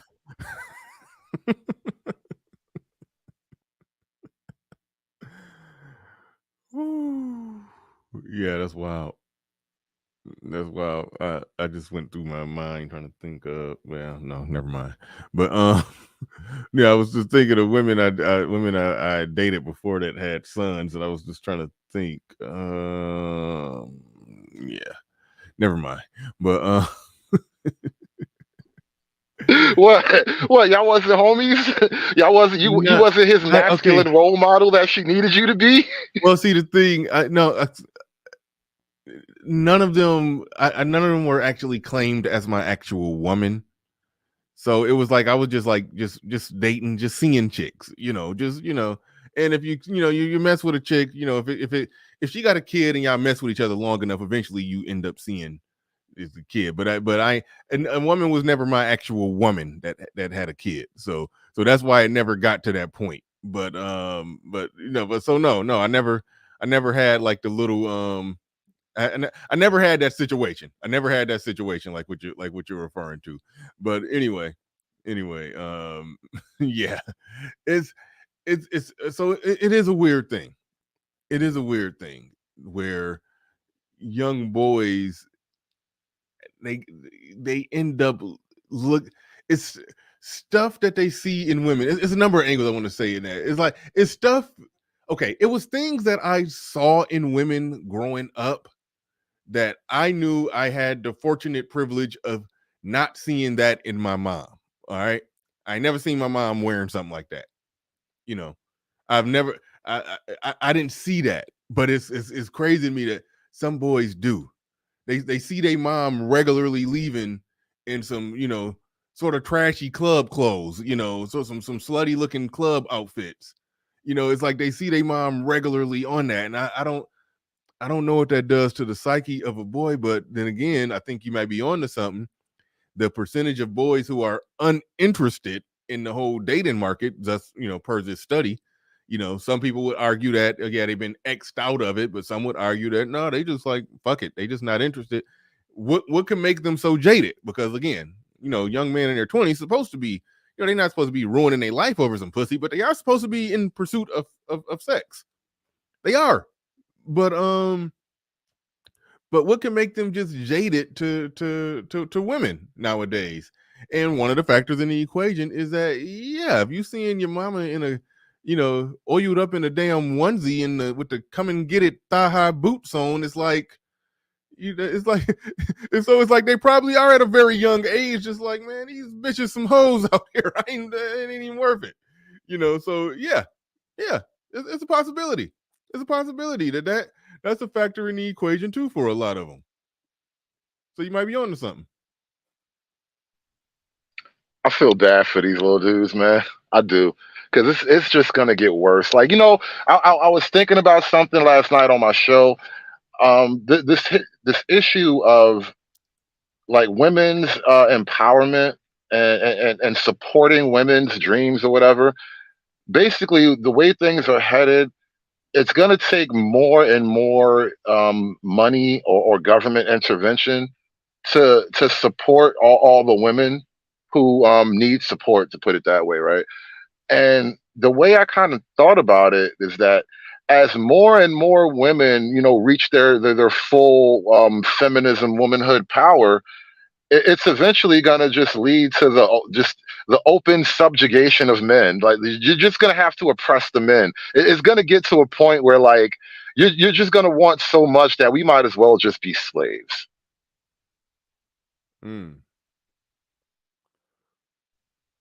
That is why. Because I was just, and not even like that. The women will like make you slaves per se. Not at all. Not that. It's more like a whoever's in charge of the system kind of thing, right? And what I think is happening between men and women is that for men anyway, I don't think men are weaponized against women, but I think women are seem to be like weaponized against men in a lot of ways, right? So like you were saying about controlling the family, you have to be tied to the woman if you want that family, right? That is an avenue of control over the male. Mm-hmm. If the woman controls the family and you control the woman, you can control the man. Yeah. But men get criticized for wanting that control that the women ultimately have in the grand scheme of things, because higher percentage chance says that things go awry, she gets the kids. Things go awry, she gets the kids. So she has that gives her leverage and control to dictate some things, and she could, just like we was jokingly said, take your dick and go home. she could always take her pussy and go home. She could always walk away. She could always do that. She could always find a way out. So that's a factor in the equation as well. That's a factor in the equation as well. But yeah, no, it's definitely a wild one, and I do feel bad for the young kids, particularly the young boys who in that situation where they see their mom on this type of shit. When they see their mom on this type of shit, it's just goofy. It's just weird. Yeah, Amber Rose is the thing that was at the tip of my tongue. That's why I was fumbling. I was trying to remember that. You covered it. I know you covered it too. When she basically got her son basically got him well groomed. That dirty word, grooming. She's well groomed. She's groomed her son into already defending her OnlyFans proclivities and whatnot. Basically, you gotta basically when his friends basically brought up, your mama pussy on OnlyFans. He's like, you gotta let a woman do whatever she want to do with her body. It's like they're trying to it's like they're trying to condition their little simp soldiers, the little white knight soldiers to defend all the debauchery. Bro. Yeah. We were just talking about women having sons or whatever, right? Can you imagine? I don't even know if it's possible to properly calculate how many women whose sons know their mom is on OnlyFans. Because, like, I know there have been stories where, like, one kid, I think he just got kicked out of school recently because his mom was, like, on OnlyFans or some shit like that. Some women, they be teachers, they be on OnlyFans. Like, this OnlyFans phenomenon, it's such a weird thing. Like, I don't know what it was about OnlyFans that made women want to be, like, their own little, like digital porn star or whatever. But it kind of reveals something, like, really base about female nature. Like, part of what we were talking about last night, somebody on my panel mentioned how a lot of guys are getting a negative impression of female nature lately. And I said, actually, I think we're getting a firm, proper impression of female nature, right? Because, and this kind of ties into the whole why you oppress women argument again. For men, it's always been understood that you had to keep some really strict controls on female sexuality, right? One because because men like women, and you can't really get nothing done in the nation of hoes and dudes just busting everywhere. Like you need some order to everything. But then two, on a deeper level, you corrupt the next generation. Like if the women have no order, no structure on them, then the children they produce will have no order and no structure to them. It will be almost impossible. And then you start to create essentially outlaws and bandits. Yeah. Yeah. Agreed. Shout out to Coach Steele in the building with the $5 super chat. Do appreciate that.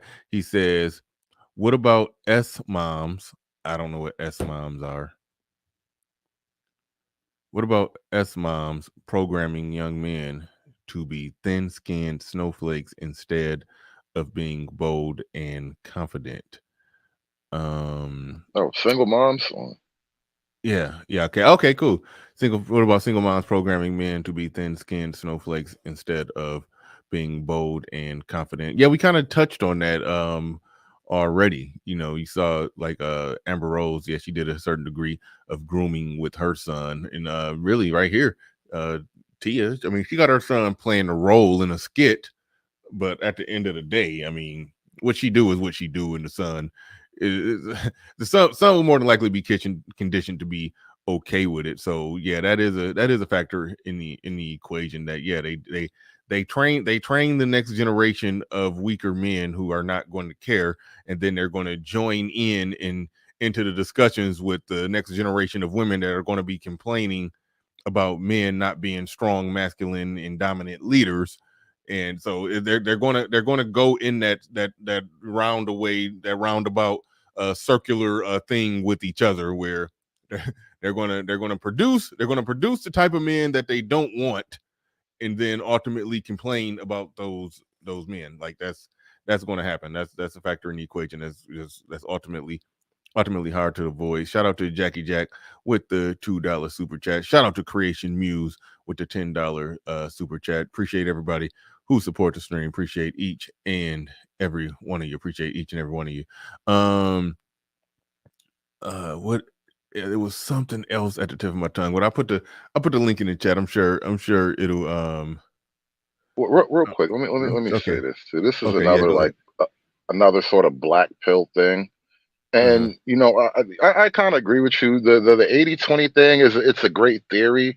It's a great framework to discuss a certain phenomena, but in the one-to-one, it gets in the weeds. It's hard to really pin a one-to-one kind of argument on it. But I think what that kind of does explain, it does sort of touch on another thing that is, it's a red pill kind of truism. But men really do like women. And women don't really like men for all that much.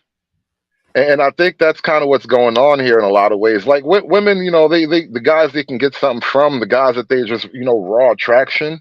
Yeah, they're all for it. But like your average regular guy, apparently the average regular woman, she doesn't really care for the average regular guy that much. But the average regular guy very much would like to be with an average regular woman. Like that's a very, very dangerous disparity, I think. True.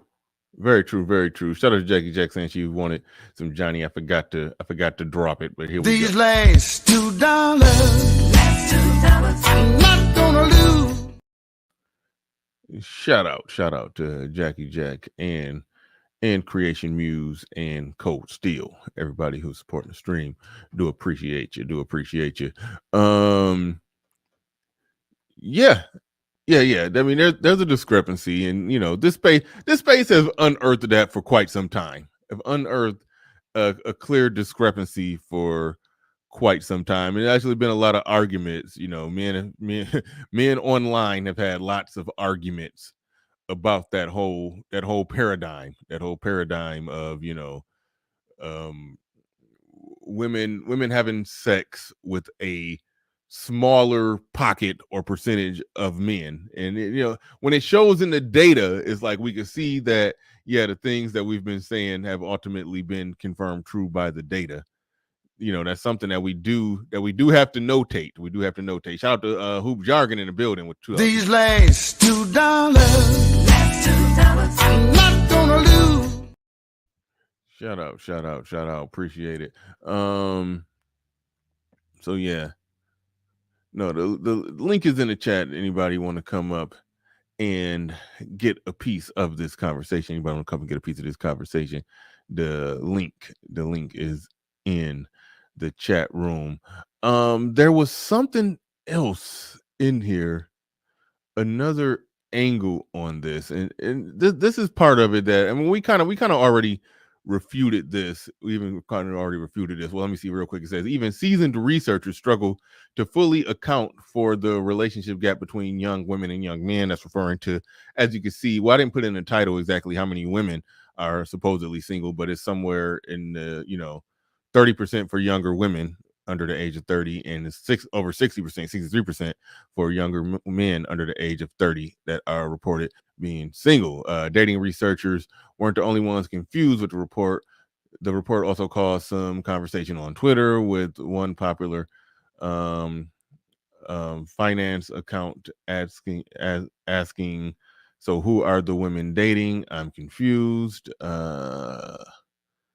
know, it was thrown out there, older men.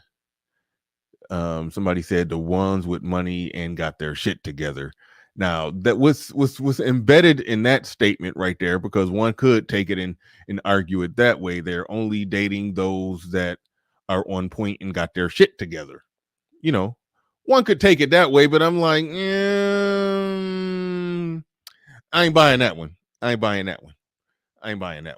But that's one way to take it. But what do you think about that? That's one of the responses to why that would be the case. That, yeah, the women, they just dating the ones that got money and got their shit together. What's your take on that? Unmute. I think that's true for the segment of women that are like relatively attractive. Like, you know, there are certain women who all guys want, right? Or there's just a certain caliber of women who no guy's going to turn down. Whereas the average woman, maybe not. Like, she doesn't have her pick of the litter in that sense, right? But what I'm noticing, I think I actually sent you this clip one day to talk about, and we actually, I sent you two things and you made a different choice, but I talked about it later on my show after we finished here last Saturday. Did you ever heard of did you even watch the clip of the van girl, the single mother van girl? I did end up watching it. It was interesting. She's got a whole channel. Like, I was like going like through her stuff, and I was kind of blown away because, like, she doesn't really have a man anywhere on the channel as far as I can tell. The baby just sort of popped up. I think like her channel kind of just starts with her like being pregnant essentially, and she has the baby. And I'm kind of like giving you the sequence of like videos that I noticed on her channel.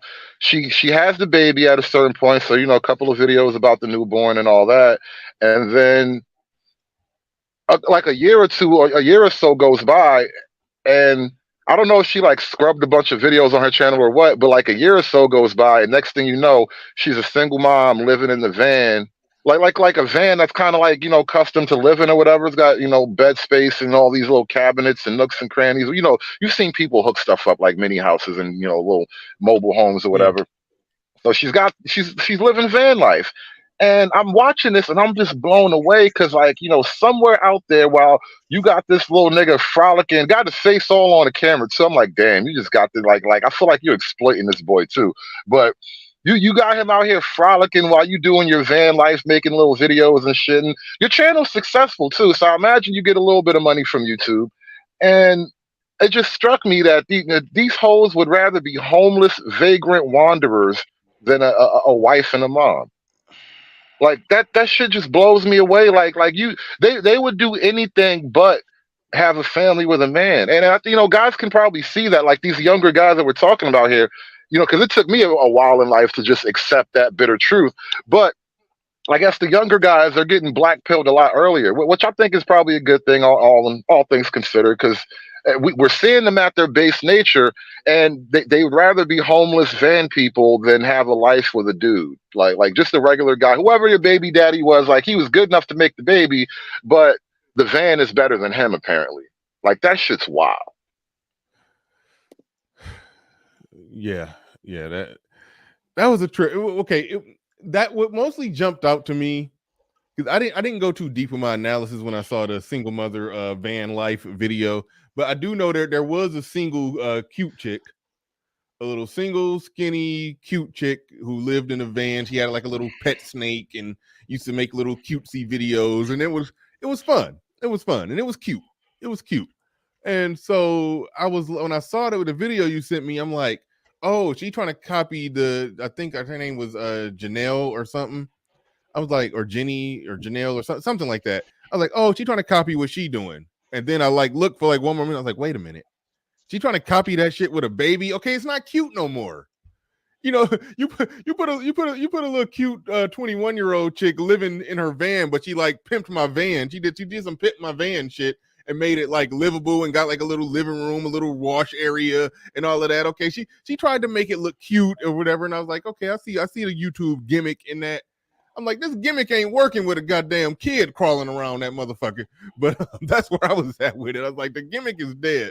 But Hoop Jargon Media Network in the building says, women and men consider dating differently. In my 20s, chick I was dealing with was claiming me because we were dating.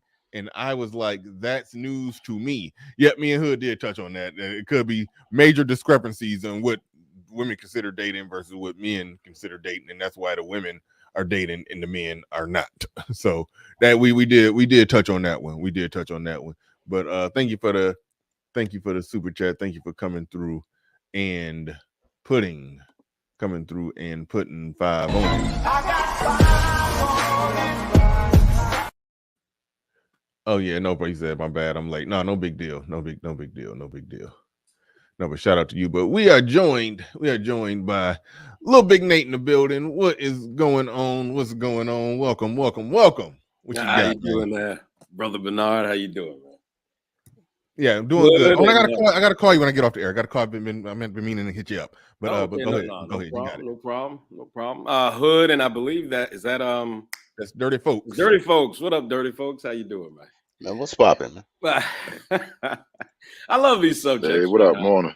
I love these subjects because, on the Little Big Nate show, I've got a lot of quotes, Little Big Nate quotes. One of them is actually Kevin Samuels quoted me on his show. He said, I have a friend, and he has a saying that women left to their own devices will more than likely self-destruct.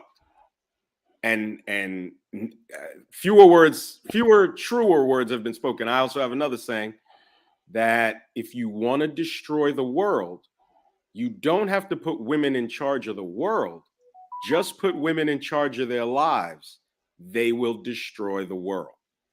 And this is not a condemnation. This is not an attack on women. What women don't understand is that you are not designed to be in charge of your life. You're just not. Everything, and and I'm not trying to turn this into a religious thing, but if you read the gospel or the Injil or the Quran, a woman is designed to come under a proper man's leadership, and then her entire life is supposed to revolve around her man, her children, and her household. And modern women are diametrically opposed to that, and the group of women who are the alpha and omega of that type of thinking is the Black American woman. I mean, no other woman on earth except the ABW gets anywhere she can to tell the world that she's independent. Independent means under no one's influence or control. As soon as you say you don't want to be under a man's control, it's a wrap for you as a woman. You're done. You're done, because you're going to be under your control for your entire life, and even worse, the control of your friends. Women are the most easily influenced creatures on earth. It's nothing to get a woman to engage in behavior that will lead to her eventual ruin. I put in the chat, Amber Rose is a Democrat Party operative, okay? And she was sent out there to help encourage women to ruin themselves. The quickest way a woman can ruin herself is through promiscuity. There's two trades where women die more than in any male-dominated trade. Those two trades are pornography and prostitution. Women die at horrific rates, more than any man dies in any trade, even war. Prostitutes are always getting killed. And it's no coincidence that those two trades involve a woman's promiscuity. Women, if you insist on being in charge of your life, I can assure you your life will be miserable. And again, Black women more than any other woman espouse these beliefs, and she is the most miserable. She is the most bisexual. She is the most out of wedlock child having. She has the most diseases. This is not to insult Black women. These are simple, irrefutable, observable truths. And the more you insist on not being under anybody's control and calling all the shots in your life, you fucking Black women are more, you desire more to start a business than you want to start a family, a legitimate family. Most of your families aren't legitimate, okay? You'd rather start a business than start a fucking family. And it shows. No one's trying to be with you. Nobody. Despite being attractive, despite having, to be honest with you, all the necessary traits and characteristics to be one of the most desirable women, if not the most desirable women in this country. It doesn't matter that you age better than any woman. It doesn't matter that you have the best body. None of that matters because you spend most of your adult life destroying yourself. And these are simple facts. I don't care how educated you are. Everything that you brag about, it kind of becomes a moot point when you look at the condition of your children. You can't be the most educated woman and have the least well-performing children scholastically. What sense does that make? None of the things you promote as to why you're in such a wonderful position in this country is true. Every Black female mayor, they're all Democrats, and all of their cities are fucking drowning in crime and despair and no businesses, nothing being created.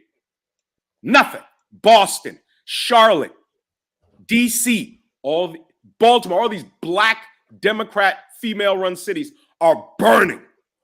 Chicago.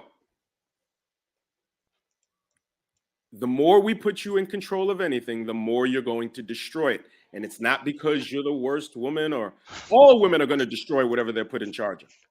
That's what they're going to do. That's all I got to say. All right. And like it says in the links right there that Jackie Jack posted, yeah, go over to Rumble. And subscribe to Lil Big Nate. He's been doing his live stream over there, uncensored, unfiltered. So make sure you get over there. Make sure and go and subscribe to me over there on Rumble too while you're at it. I only got like 15 to 14 people over there going in. I think you gotta have 25 at least to live stream. I think something like that. So yeah, bump me up to 10 so I can start doing that little multicasting thing. At least try to figure out how to do that. I think Nate figured it. I don't know if you know how to do it on the stream on both platforms at the same time. I haven't done it yet. I'm gonna try to figure that one out when I get an extra 10 people over there. So go and subscribe to go subscribe to my Rumble, but definitely subscribe to Nate's Rumble because he's actively going live over there. So make sure you go ahead and hop on that. But also we are joined by Dirty Folks in the building. What's going on? What's up? What you got? Man, what's going on, man? Shout out to Lil Big Nate, man. Welcome to the Dirty Folks Podcast. Tell them why you mad, son. Tell him why you mad, son. Here's my thing, man. I peeped this yesterday when when Hood was gracious enough to let me on this panel, right?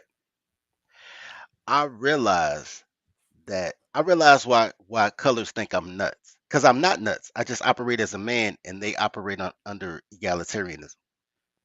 So here's the thing. It's a lot of things that I've realized that men think about dating that they got from women.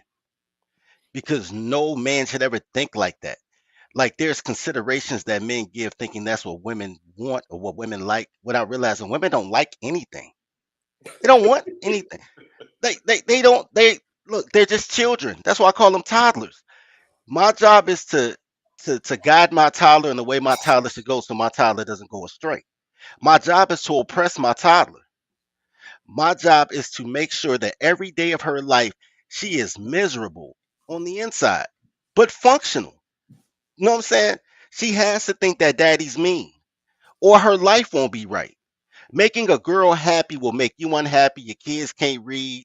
Your oldest son on dope. Like you can't make girls happy and be functional. That's not how they're created to be. This when I listen to it, and I don't think it's necessarily there are a lot of boys that are incels, but they're incels because girls are selling sex, but boys are buying love, and they don't have the ability to love. So what ends up happening is there's a lot of people who are disenfranchised with girls. But here's the thing, man. I don't necessarily think that the younger girls are sleeping with older men. I mean, if you just look at rappers got like 13 kids by 13 women. Like, you know what I'm saying? I think they're sleeping with guys in their age range. I think what happened is I did a show on Rumble. Hey, I'm a sub to your Rumble too, man. Follow me back, little big Nick, Okay, cool. because I got 60. Anyway,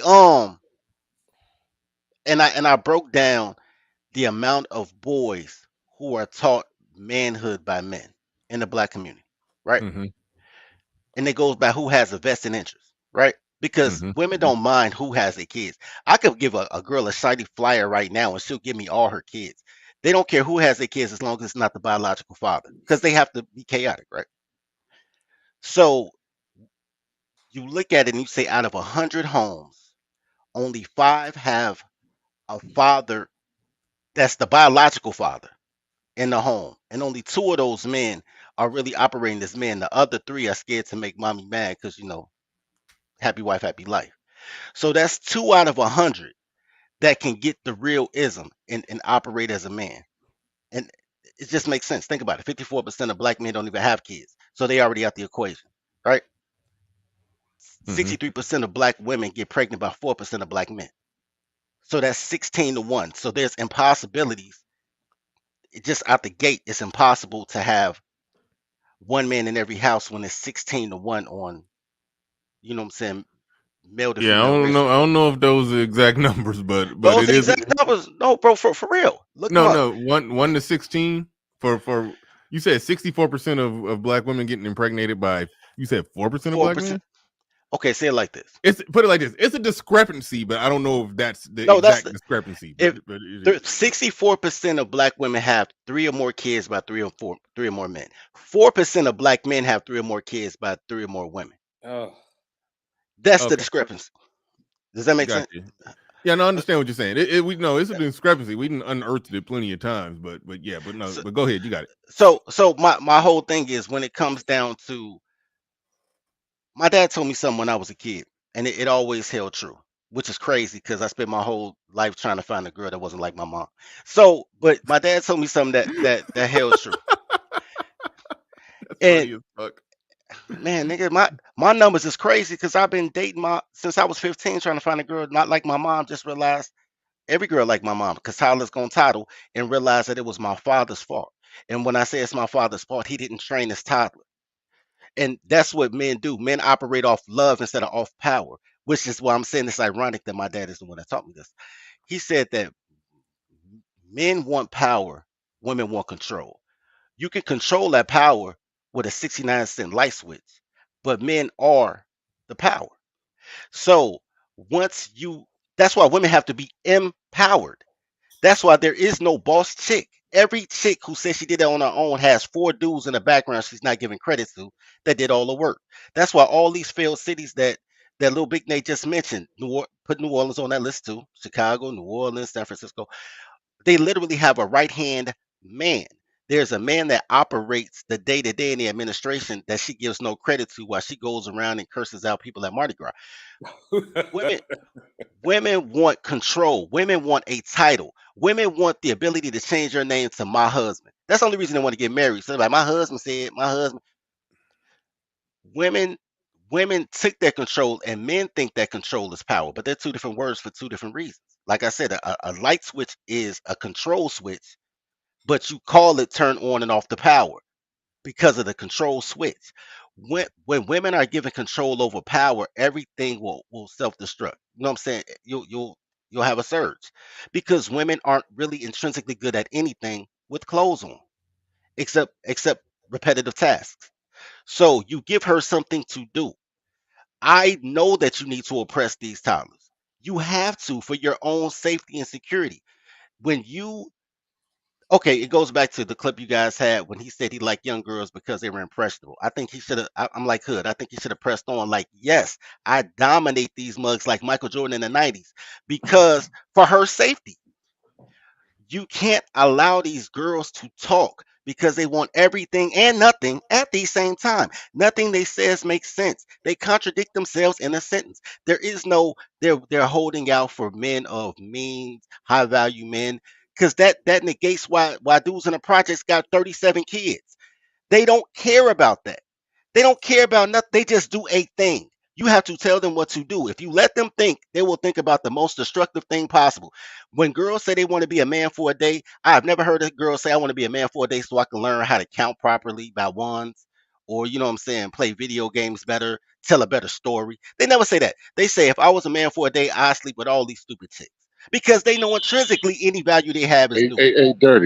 Dirty. Did you hear about the woman who actually pretended to be a man? Yeah, she killed Like herself. some Committed lesbian, suicide. bro. She, It yes, broke her. yeah. It Hey, hold on, literally lay broke that out. her. Hold on, Yeah. wait.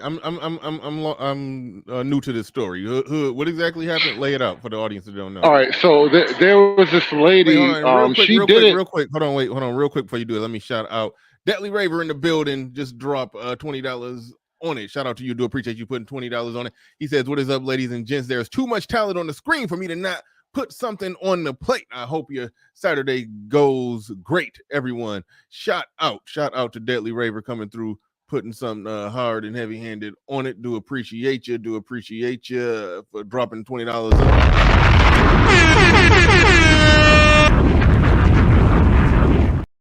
All right. Go ahead, Hood. Tell us. Get me and the audience up to date on that story. Go ahead. You got it. Okay, so this is a few years ago. I think it was like an ABC News special. This woman, like a middle-aged lesbian woman, she decided to test the theory. She wanted to see if men really were like the way women thought they were, like, you know, the feminist narrative or whatever.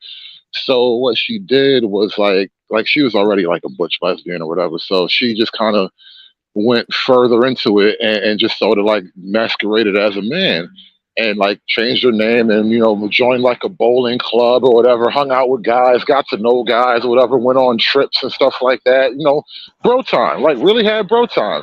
And she was kind of, and wait, none of these guys knew, like she passed that well to where they thought she was a nobody gay knew. dude. They thought she was kind of sweet, like you know. Right. She was kind of and girly they though. still and they still didn't like treat them, you know, treat her fucked up, thinking that it was a gay dude. It was like, all right, whatever, just don't be gay on me, and it was cool.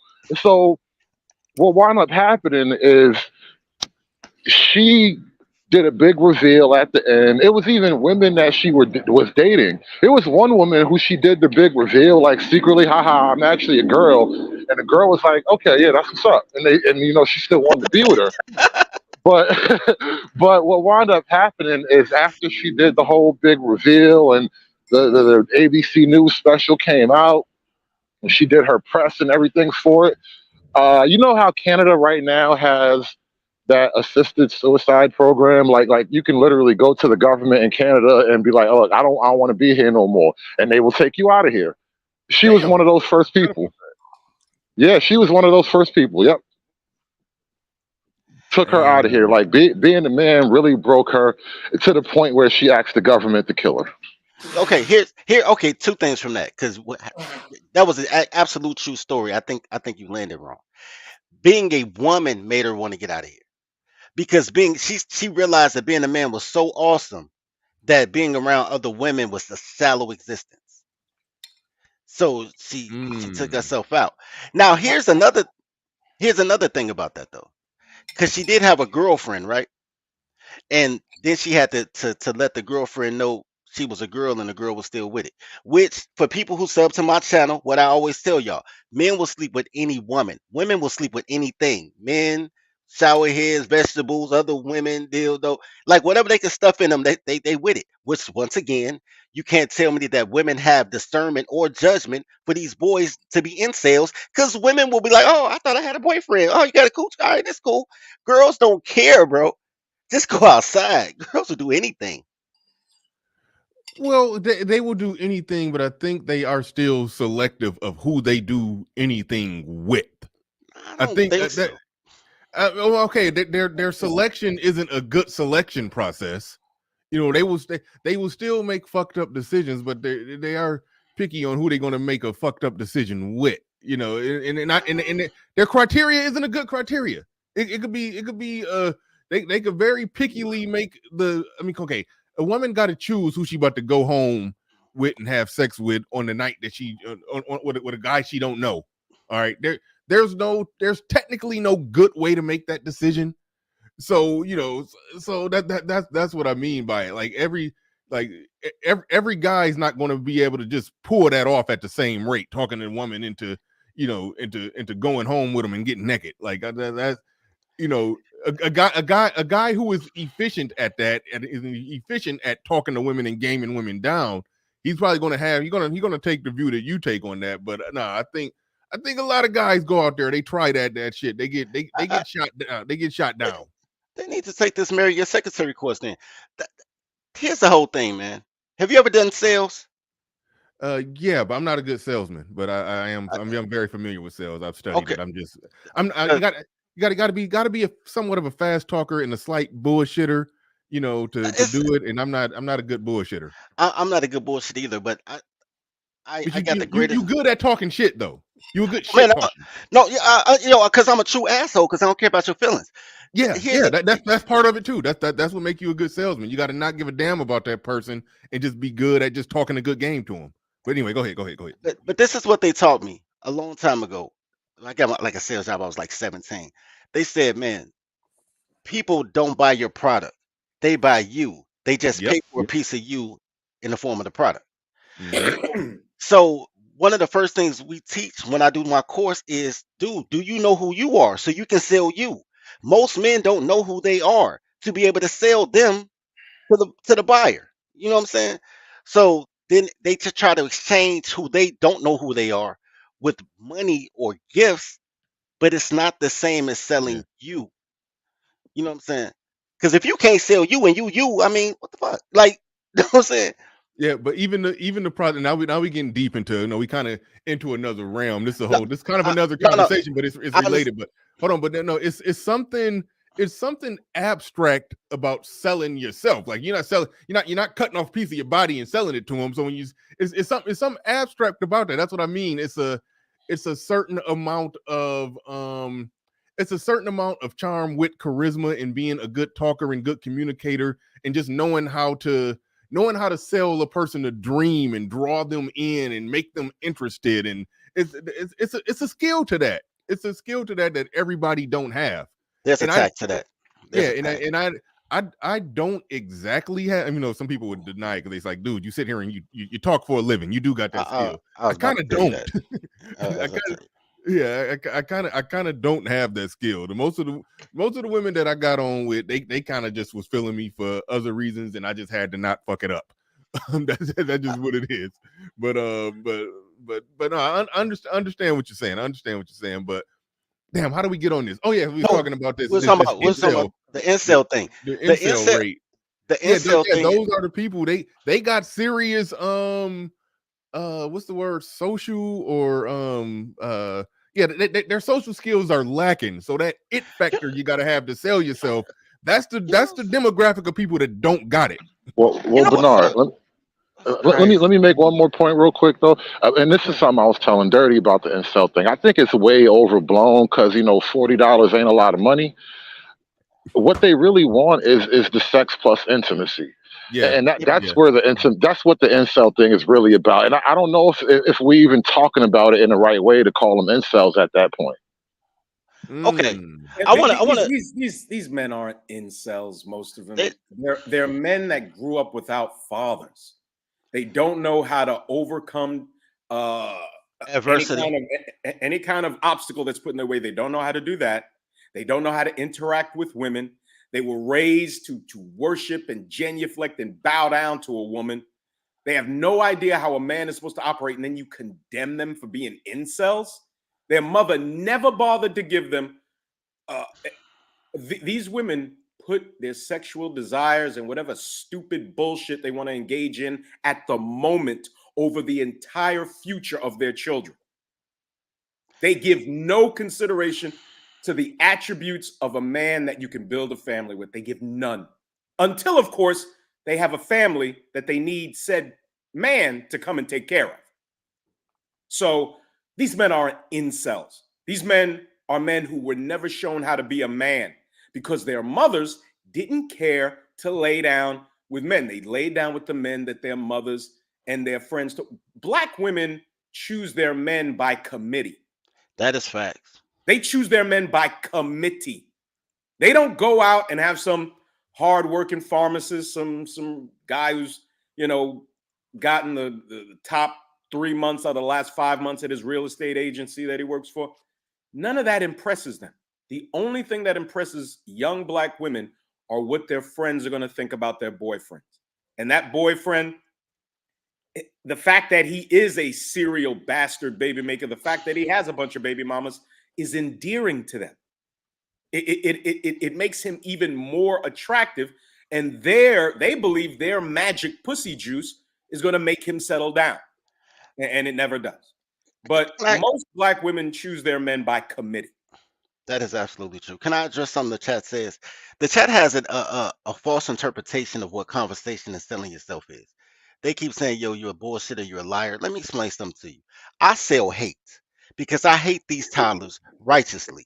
And you hate yourself. So we're on the same energy level. You sleep with me because you like, somebody finally understands I hate myself. Most men love you and you hate yourself. I sell you the hate that you have for yourself. That's all. I don't have to bullshit you because I know that you're a toddler. I don't bullshit my toddlers. You know what I'm saying?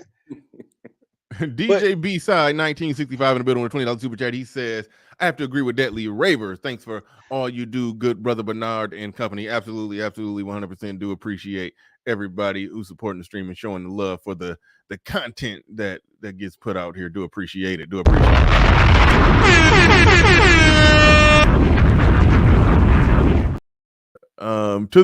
the incel conversation, I see some people agree with this statement here, so let me try to flesh this one out. And I do want to get Hood Servitor's response to what Nate was saying, because we got to put a pin in that one too. What Nate was saying about how these men, they're not incels, they just haven't been taught this or taught that. And Hood, I wanted to kind of juxtapose that about against how you were saying that they're at some level making a calculated decision given the state of a lot of these chicks. It's like, what's the use? So that is a certain path that we could definitely walk down. But this is another interesting interpretation of it. Incel means involuntarily celibate. A lot of these dudes have no problem pulling, they just have standards. I would say that's probably I don't know if that's true. Do y'all think that's true right there? Yeah, I think that's true. Which I think that they don't got a problem pulling women, they just have standards, and these chicks ain't meeting the standards, so they just like, whatever. I don't know if that's the case. I think that I think if it was available to them, they would get it.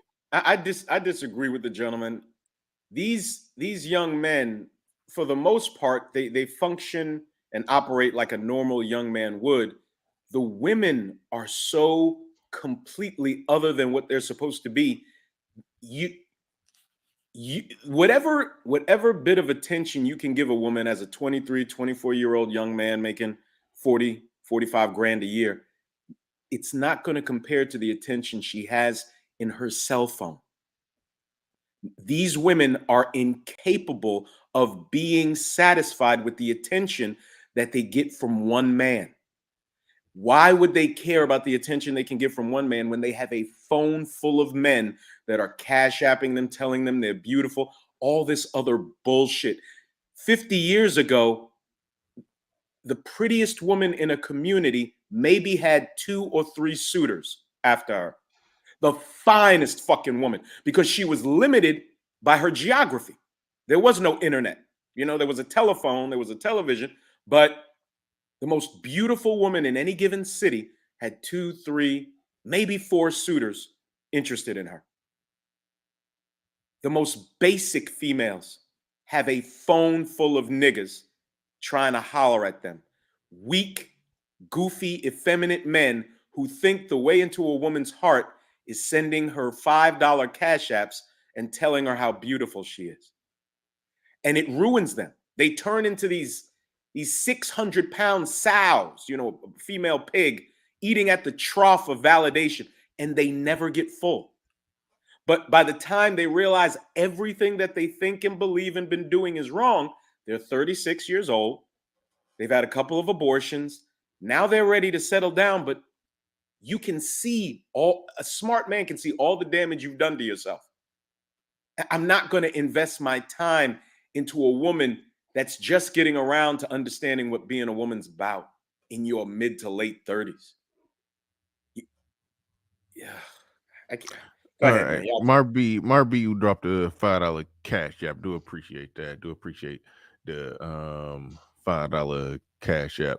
Go ahead and shout out to XL Pro posting the likes. I have no idea where we at on the likes, but he's saying I think that's 235 on the likes. Appreciate everybody hitting the like button. Get the likes up a little more. We had a point in the show where the likes and the views should be catching up to even. So go ahead and get those likes up. Damn it, I forgot what I threw at Hood.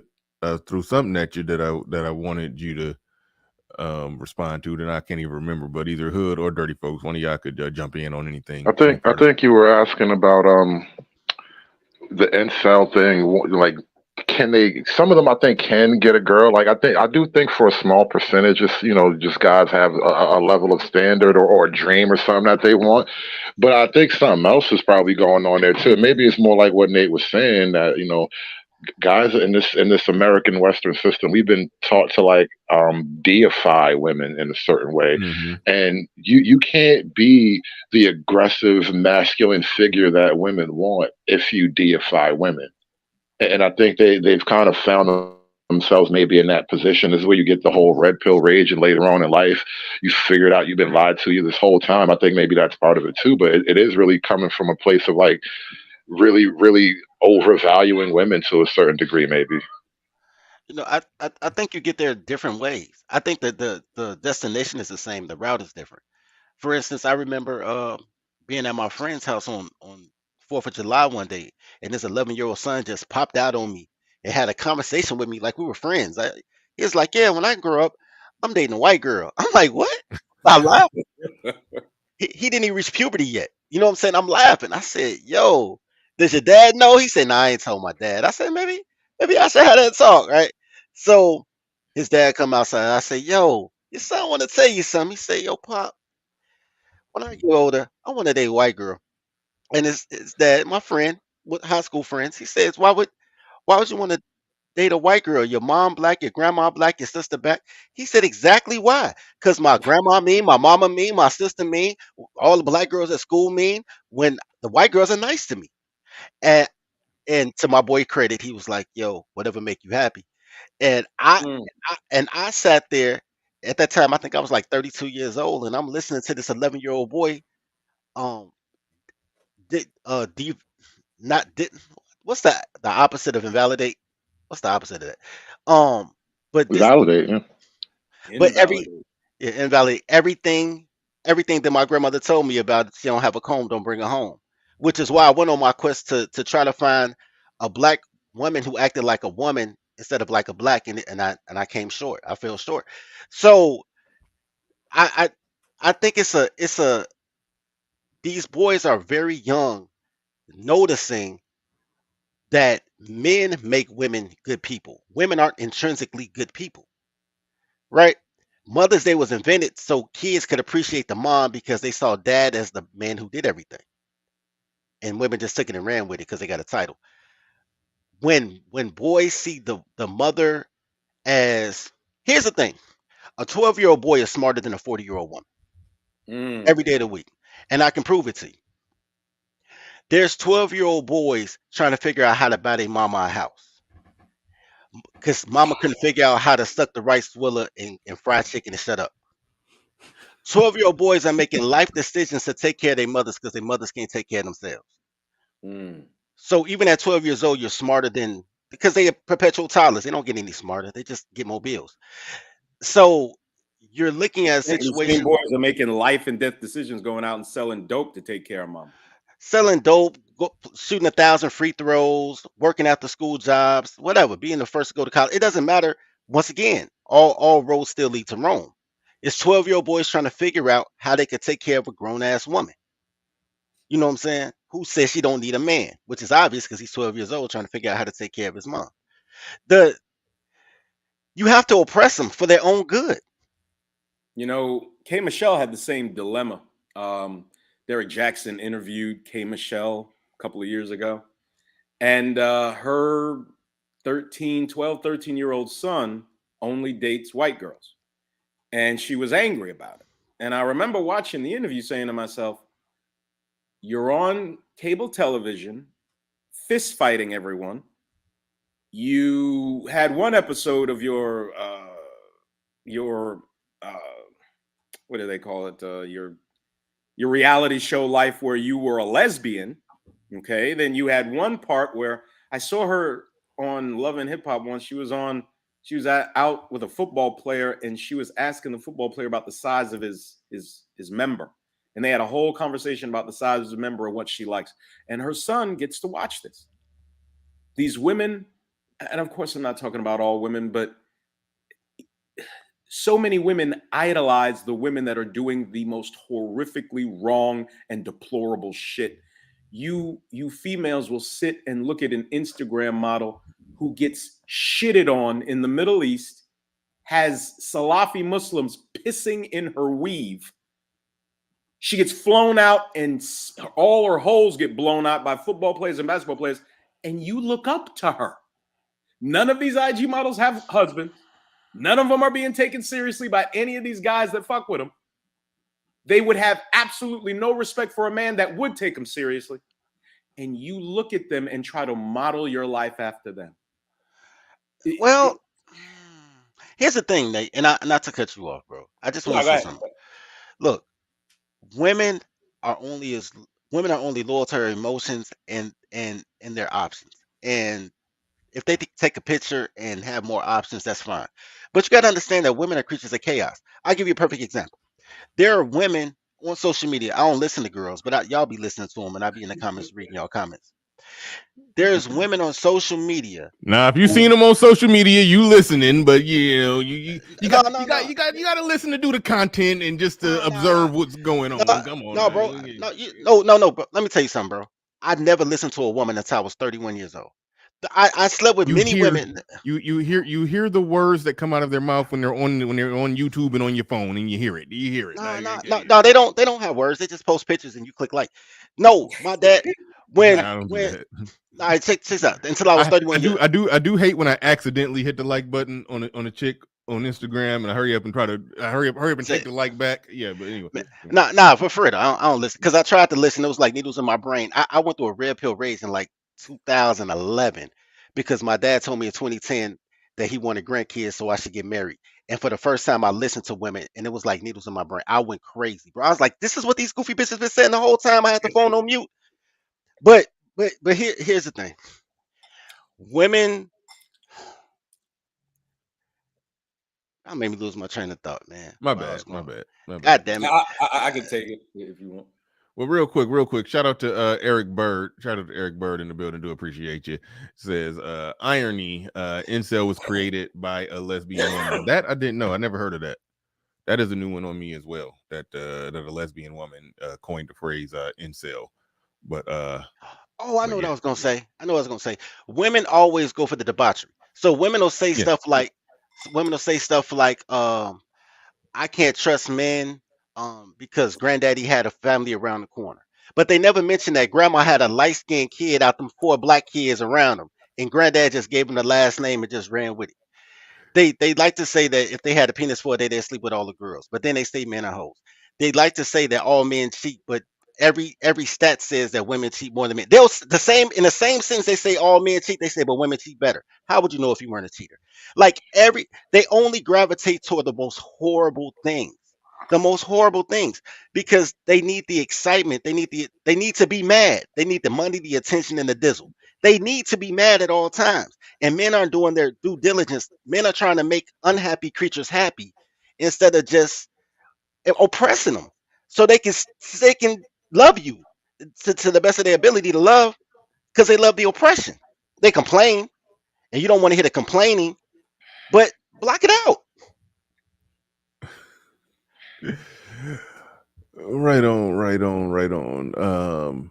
And again, just reiterating, go over to my Rumble. I need like 10 more subs over there. I don't even know if I got the 10 more that I need. I think you got to have 25 to start live streaming over there. So I want to do like a little multi-streaming thing on Rumble when I figure out how to do that. So go over there and sub to my Rumble, and definitely sub to Little Big Nate Rumble. He does his live Uncensored, stream. y'all. Does his Uncensored. uncensored Little Big Nate over there on Rumble. Make sure you do that. Just take a few clips if you don't got the Rumble app installed. I mean, you want to be over on Rumble because YouTube constantly changing a lot of things. I mean, it might be a mass migration of content creators over to Rumble, so you might as well get over there right now. I mean, you never know what's gonna happen with this YouTube thing. They've been doing a lot of stuff to my videos, like I make a video, I edit out all the cuss words, the video clean. They still won't give it full monetization unless I do a review and have them take a week to come review it, and then they say, okay, it's clean. I know it was clean. I bleeped out the cuss words. But anyway. So yeah, so YouTube be on some bull, but Rumble is cool. So good. So get on over there. Get on over there. Make sure you sub to Yes, Lord. Little Big Nate. Make sure you sub to Little Big Nate over there. But yeah, but this definitely an interesting one. Definitely an interesting one. I've always been, slightly I won't even say confused. No, not confused at all, because I do understand. I do understand how in this modern day and time where feminism done ran amok and women left to their own devices to basically pick and choose who they want, when they want, how they want it, for whatever good reason or whatever bad reason. I do understand how statistically that's going to leave a lot of men out of the dating market. But it's funny. It's funny and a little sad when you see it in the data. Even though the data is always going to be noisy on that, it's hard to get exact data on who's fucking who under what terms and conditions. But a lot of the data that we do see, there is a discrepancy in the amount of women that's out there getting got versus the amount of guys that's out there getting it. But with that said, Pablo Frescobar in the building. What's going on, Pablo? What you got? What's up, Bernard? How you doing? Doing good, man. Doing good. Hello to the illustrious panel, Hood Conservative in the building. Morning. What up, Pablo? What's up, man? This is a very interesting topic, and I literally have a PowerPoint presentation from some research related to this topic. Tomorrow, I'm doing a PowerPoint presentation titled "Sexual Frustration and the Black Community: Signs and Symptoms of Cultural Dysfunction." There is research, and I was a criminal justice major in college. There is research in the Journal of Criminal Justice from December 2021 an article titled "A Sexual Frustration Theory of Aggression, Violence, and Crime," and in it points out how there's a researcher by the name of Adam Langford who points out through research how sexual frustration can arise from unfulfilled desires to have sex, unavailable partners, unsatisfying sexual activities, and also showed evidence that sexual frustration can lead to aggression, crime, associated with relief seeking, power seeking, revenge seeking, and displaced frustration. You know, Keisha that's in the Popeyes, you know, fighting everybody. Mm-hmm. She's not doing that out of sexual frustration, is she? Yes. No. Yes. And the only thing I would say, Pablo, is don't most of the criminals in the black community get all the pussy though?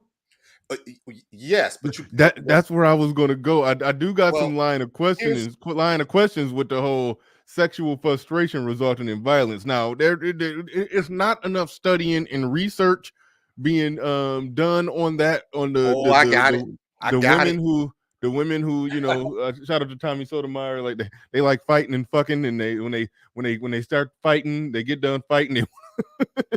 They get turned on from the violence. It goes into that. It goes into that. But what they're having is they're not having quote unquote regular sex partners. They're having these like Obsidian would call it hate fucking.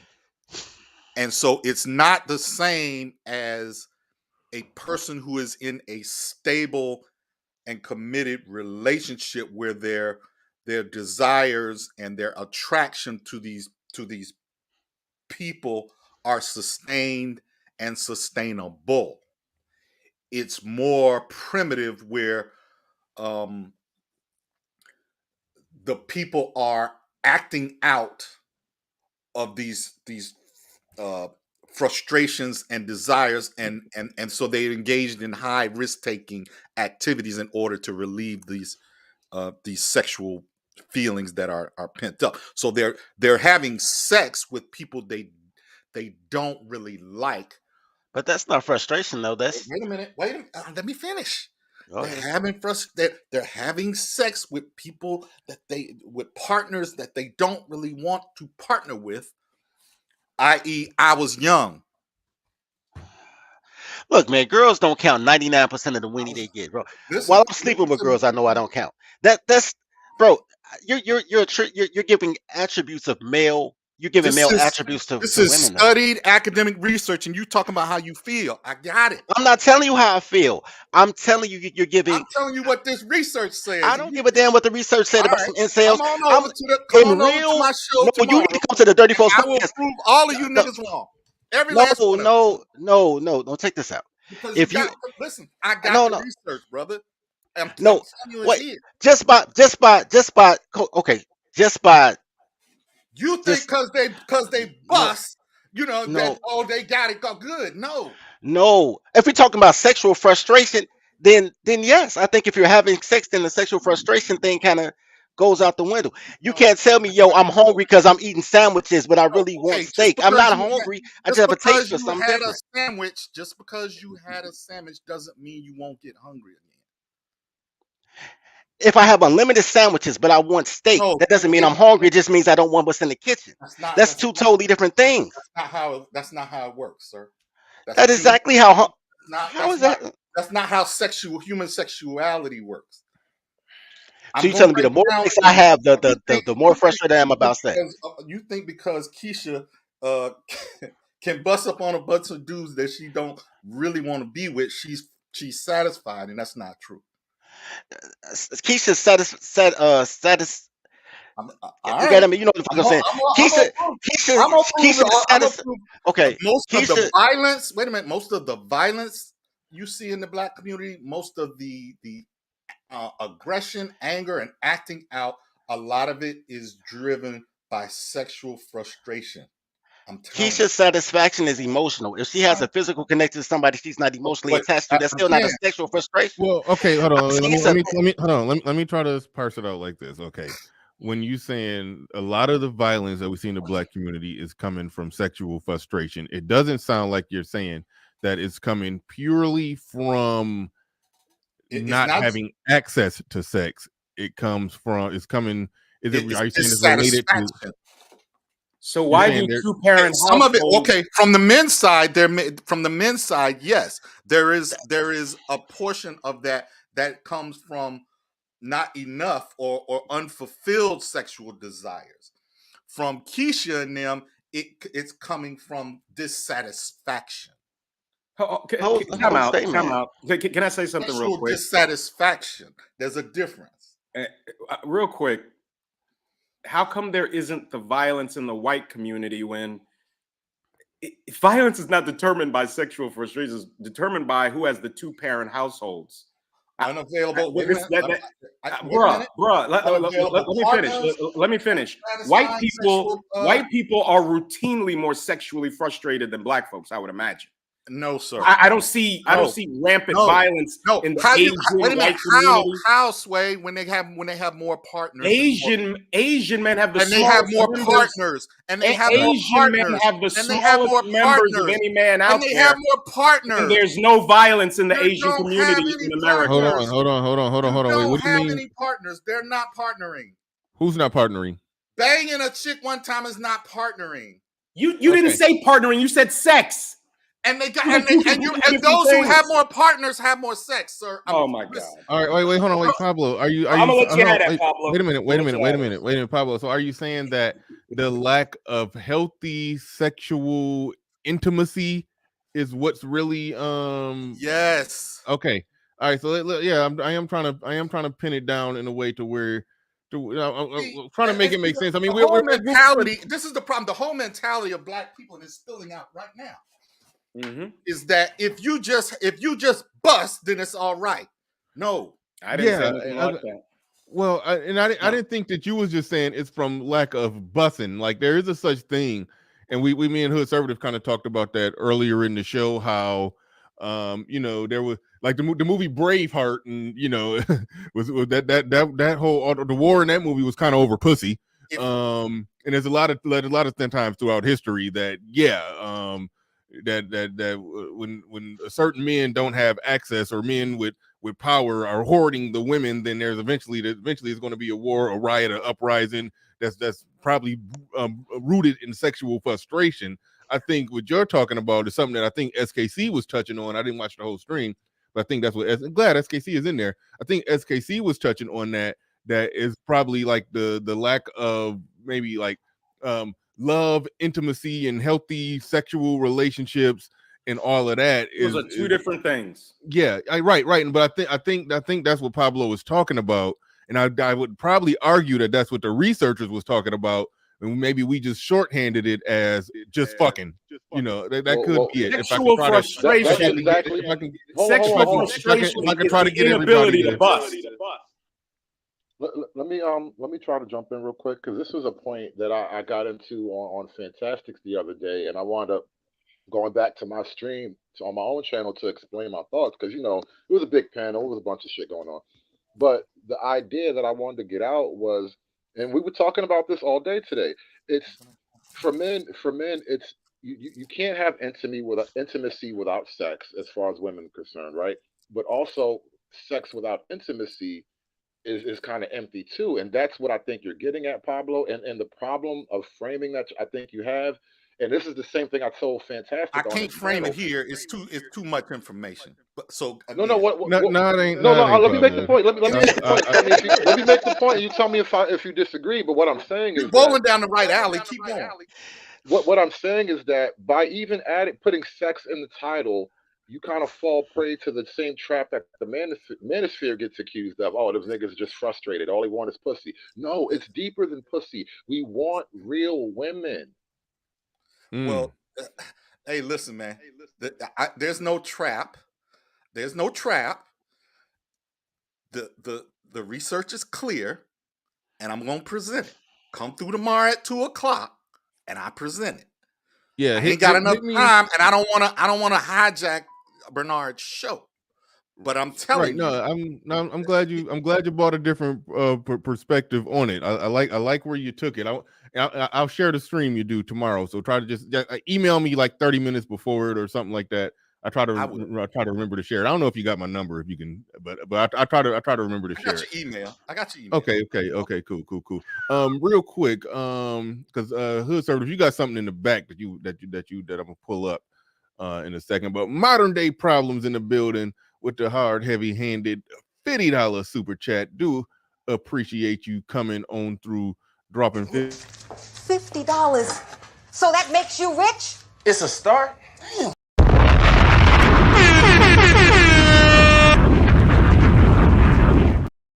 Appreciate it. And shout out to allegedly Sexy Red TV. Shout out to allegedly Sexy Red TV dropping $1 on it. Do appreciate you. I don't even know if I got something for the yes, I do. I just haven't used it in a while. I got something for the $1. The $1. No, I don't. Oh, yes, I do. Hold on. Wait a minute. I ain't used it in a while. Wait a minute. Wait for it. Wait a minute. What's this? This ain't enough. Make it enough. All right, shout out to allegedly Sexy Red dropping something on it. Do appreciate you coming on through. But all right, Hood Conservative, what you got down here? Let me see. There it is, right there. You got it. Well, go ahead. You got it. Yeah, so we've been talking all day about young men not in relationships. Hold on. Wait. When I was saying allegedly Sexy Red, I wasn't saying it allegedly wasn't you. I'm saying you're allegedly sexy. That was just to make sure you understood what I meant when I said allegedly Sexy Red. You're allegedly sexy. I don't know if that's been confirmed, but anyway, go ahead, Conservative.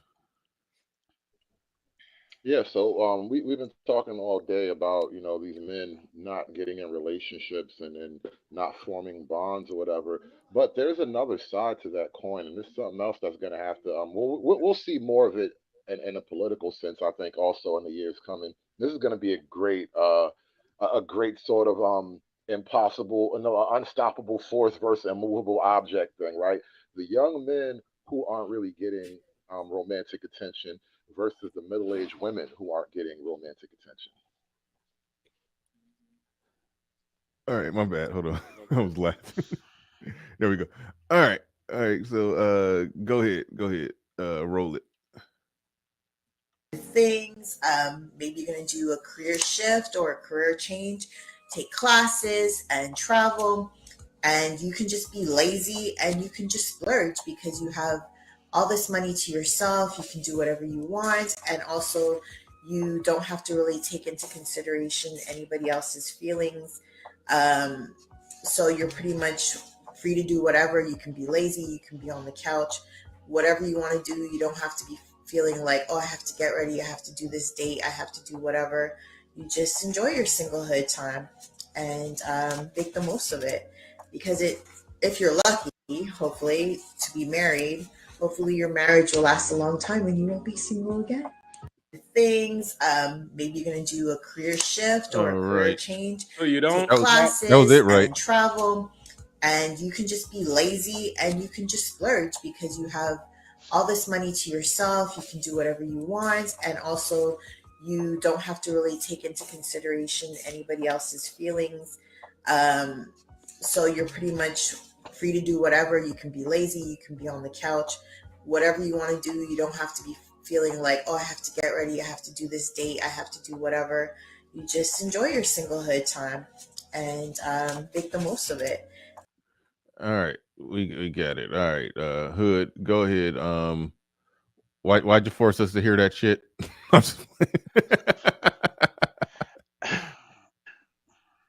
Like Hood, I are said, you there? there's another epidemic brewing, bro. There's a whole another epidemic brewing, and I think if we're going to talk about all the romantically challenged young men, I think it's also fair to talk about the romantically challenged older women. There's a corollary there, and I can't figure out why exactly. Maybe this is the end game for all those young girls who just they fuck around until it gets too late.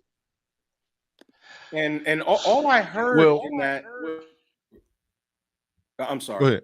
All No, I no, go ahead. Go ahead. You got it. all I heard in that was narcissism.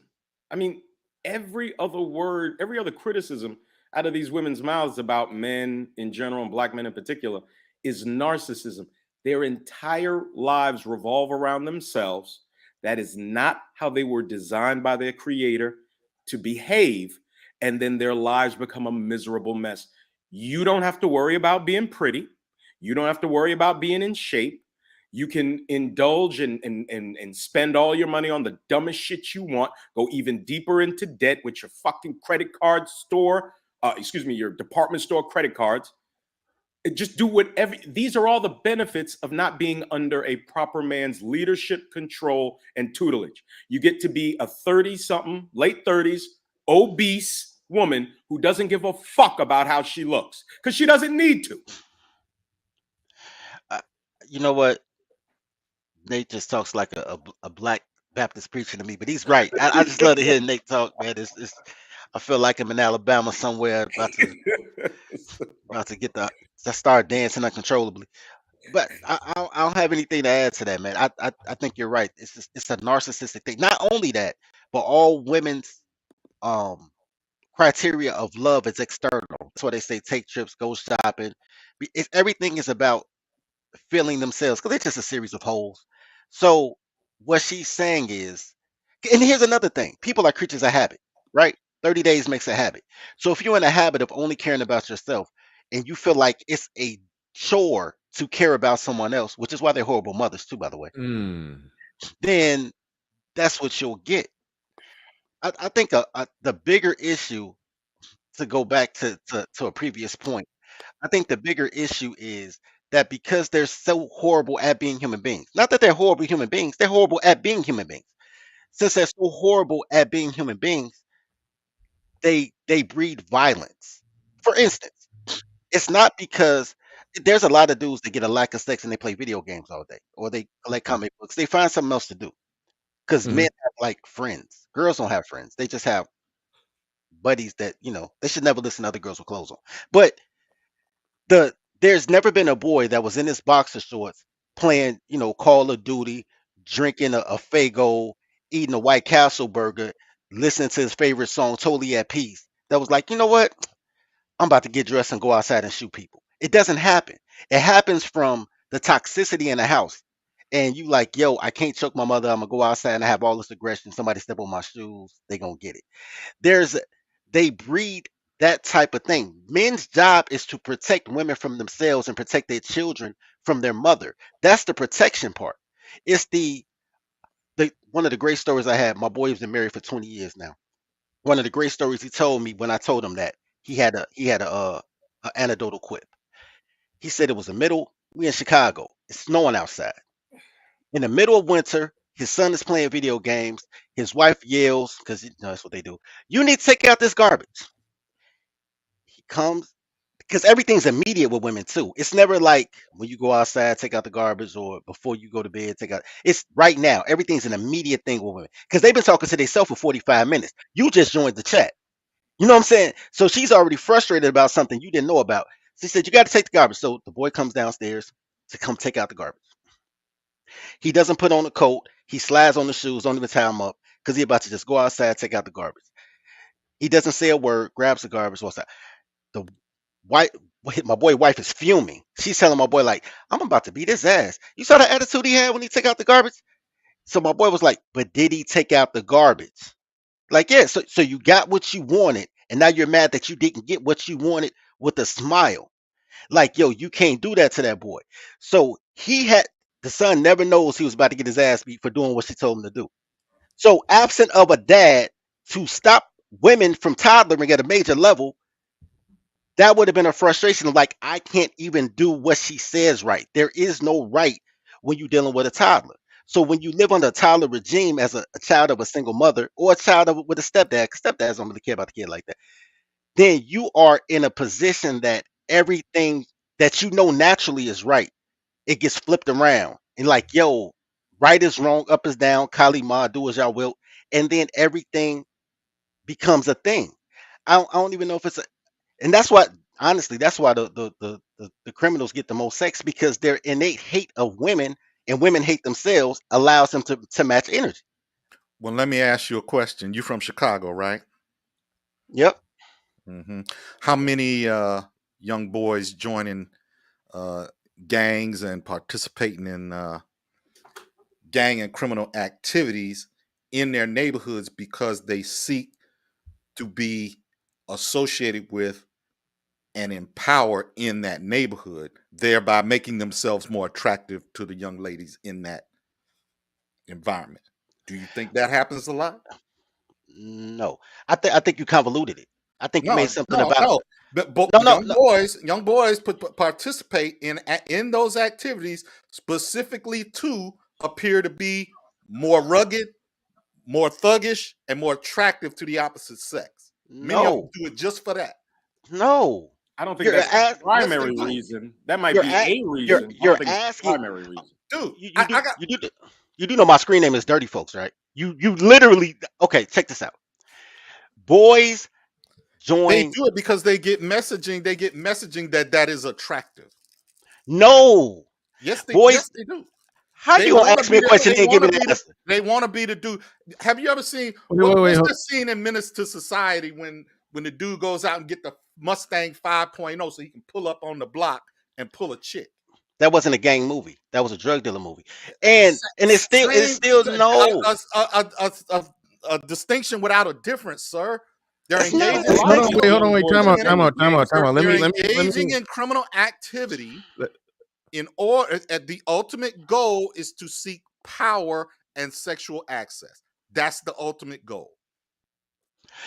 How do you get sexual access and power and put them both in the same? What Okay. comes with it? Let me try to put it like this, because I would be shocked if dirty folks disagree with this. Are you saying that dudes don't that rooted in the act of selling drugs? Like, put it like this: if a guy said, "Man, there ain't no food in the refrigerator. I got 3 brothers and 4 sisters, and we in here hungry, and our mama ain't got no job. Let me sell a little crack just to get some food in the refrigerator and get the lights on." But they selling crack to rock the most ice and diamonds and all kind of shit and fancy spinning rims and sparkly shiny shit, because that's rooted in trying to look appealing to women and get more pussy. Like, you have to agree with that, right?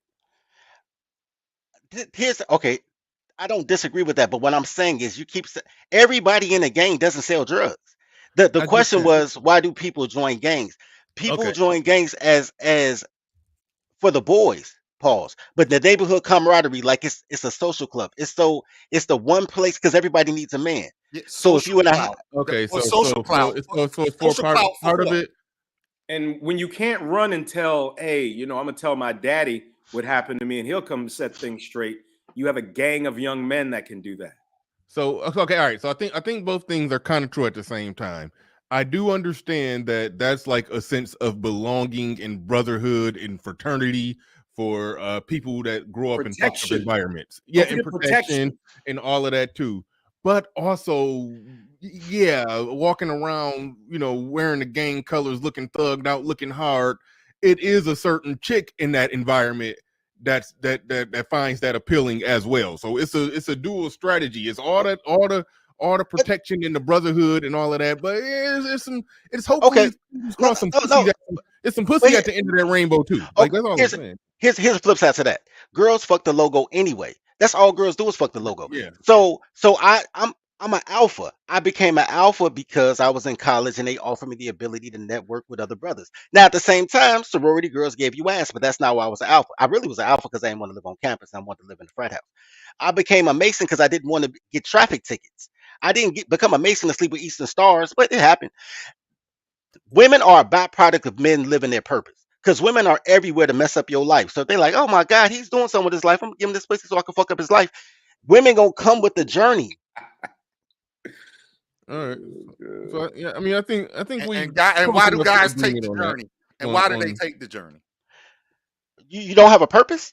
Men take the journey to find a purpose. No, bro.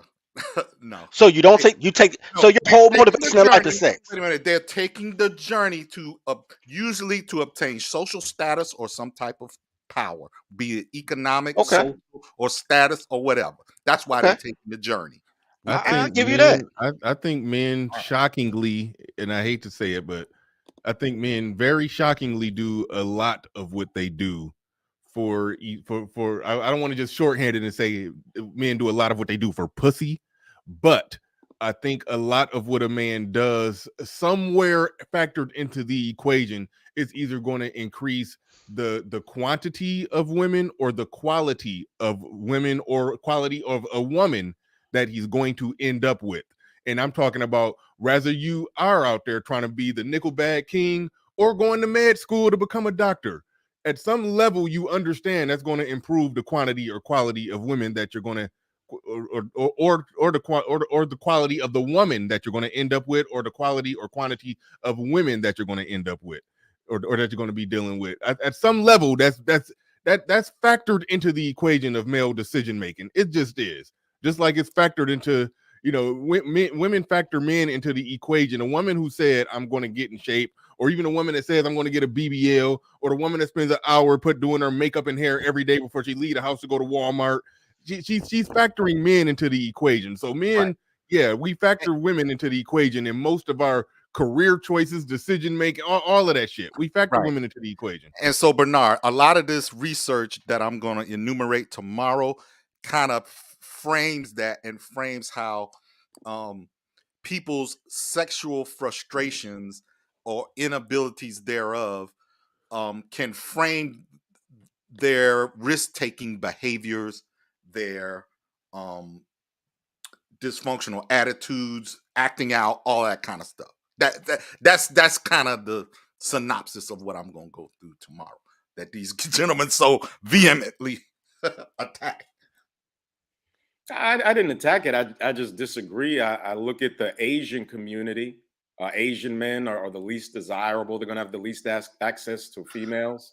And there's very little violence in that community. And it's just a lot of evidence that would suggest and behind it all, listen to me, behind it all, they have more partners than your group. So it doesn't mean that black men aren't having sex. It means that they have a more structured society where those sexual desires can be with more regularity because they have more partners. There are not as many guys out here winging it and going through super long droughts. Why? Because the men have more wives and more partners. So, well, I think part of the problem, and I don't know if your research speaks to this, in the Asian community, vagina isn't the greatest accomplishment an Asian man can have. In the black community, pussy is paramount over everything when it comes to a man's accomplishment. And they don't have it in the Asian community. Why? Because they have more partners. No, it's not about more partners. It's not why. It's not about more partners, dog. If you already have a culture of stability and stable relationships, of course, now you can focus on other stuff, sir. That is not why. They have it because they have no, because what you're talking is a man problem. If you saying they have a better structure, which they do, men create structure. That means that you need to follow Asian a man. Countries are in abject poverty, sir. You're only looking at Asians in America, and they still got more abject poverty. More relationships. I don't think most Asian countries are in abject poverty. Yeah. Oh, yes, well, they are. You mean when you start counting like comparison to the United States? And all that kind of stuff most like Southeast that. Asian companies have I would poverty. disagree. India has some of the most biting poverty on the planet. Come on, man. That's one country. There are dozens of Asian. Most of Southeast Asia is in poverty. Abject poverty. That's what you said. Yeah. Gotcha. Comparison. Man, every single person. I was planning on shutting it. Hold on, real quick. Let's push pause on that. We're gonna check out Pablo stream tomorrow. We probably was gonna wrap it up at the 3 hour mark, and we got like 7 minutes. So I do want to give Fatty a chance. It seemed like he was had some disagreement from the chat about something. He made a very peculiar comment about women never do mass shootings or something like that, and I was just very curious of how that was relating, or I didn't really understand, where you was coming from or why you said what you said. So it was interesting, and I like arguing with you. So, but I'm not. Go ahead, Fatty. I'm giving you the floor. But welcome back. Yeah. Welcome back. How you guys doing, by the way? I hope you guys had a good week. No, it's kind of strange, right? Because, for example, and before I got the agents are fucking a lot. Like Indians, Chinese, like their population doesn't get to that size just because, right? So when you say putting vagina on the pedestal, let's be honest, every single race on the world have, like Bernard said, for indirect or directly, they are fighting for the right to get the most amount of women. Like there's a reason Genghis Khan is known for slaughtering thousands or millions, and there's millions of descendants in Asia and around the world, because that was what they were doing. So the point I made, sir, was that in America, black men put the greatest accomplishment a black man can have in black America is the number of women he has sex with. So and nothing you say is going to negate that. So what if I told you that the ultimate goal of Genghis Khan for him to control the world was literally having the most sex? About Genghis Khan? Because he's that's one individual. I'm talking about a race of men. Yeah, but absolutely, because he's the Kareem Abdul-Jabbar of fucking. Oh my God, Fatty, please stop. Wait. Check this out. Okay, Genghis Khan is a great example. Genghis Khan had a purpose. It was hate, but he was motivated by his hate, right? Hate makes you great. During the course of his conquering for resources and land, he had sex along the way. He had that sex because he was Genghis Khan, and they was like, yo, get down and lay down. I get that. I get that with the feudal kings, but the feudal kings were warlords first, and then they became landlords of the lands that they waged war for, and then women were spoils of that war. Genghis Khan, girls, spoils of war. Kings, girls, spoils of war. But they're fighting the war. The girls come with the grind. Didn't you guys listen to what Bernard said like literally 5 minutes ago? We directly or indirectly look for status, for titles, for cars, for houses, not because we want them to, but at the end of the day, it will either help us get more women or achieve a better quality of woman. No, I got some pushback to that. Do you have pushback? Yeah, the very basis of capitalism in America, it's fueled by a man's desire not to fuck a bunch of women, but a man's desire to provide the very best for his family. That's what drives capitalism. Not you don't go out and make a bunch of businesses so you can fuck a bunch of women. You go out and take the risk in making a business so your children can go to private school, your wife doesn't have to work, and you can take care of your mom if she needs to go into an elder care home. But that was driving force. But hold on, that was in this society in regards to capitalism. It's not to get a bunch of fucking whores. Well, no, Nate, what you said was factored into my equation. I said that you do it for either to improve increase the quantity of women. Some dudes do that, but the other part of it, and this factors into what you said, to improve the quality of a woman that you will end up with, and that woman, children. You want to give them the best possible life.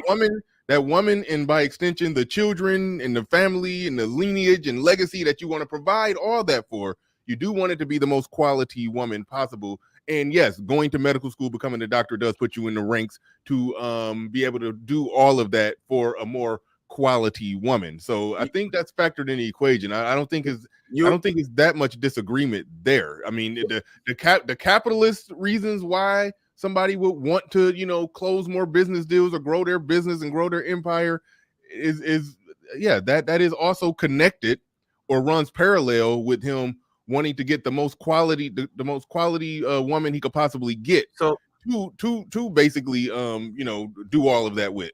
So you can't say that men are very okay if they don't have kids and a wife to live in a 1-bedroom apartment with a PlayStation, and they are fine with it because we are minimalist at heart when it comes to ourselves.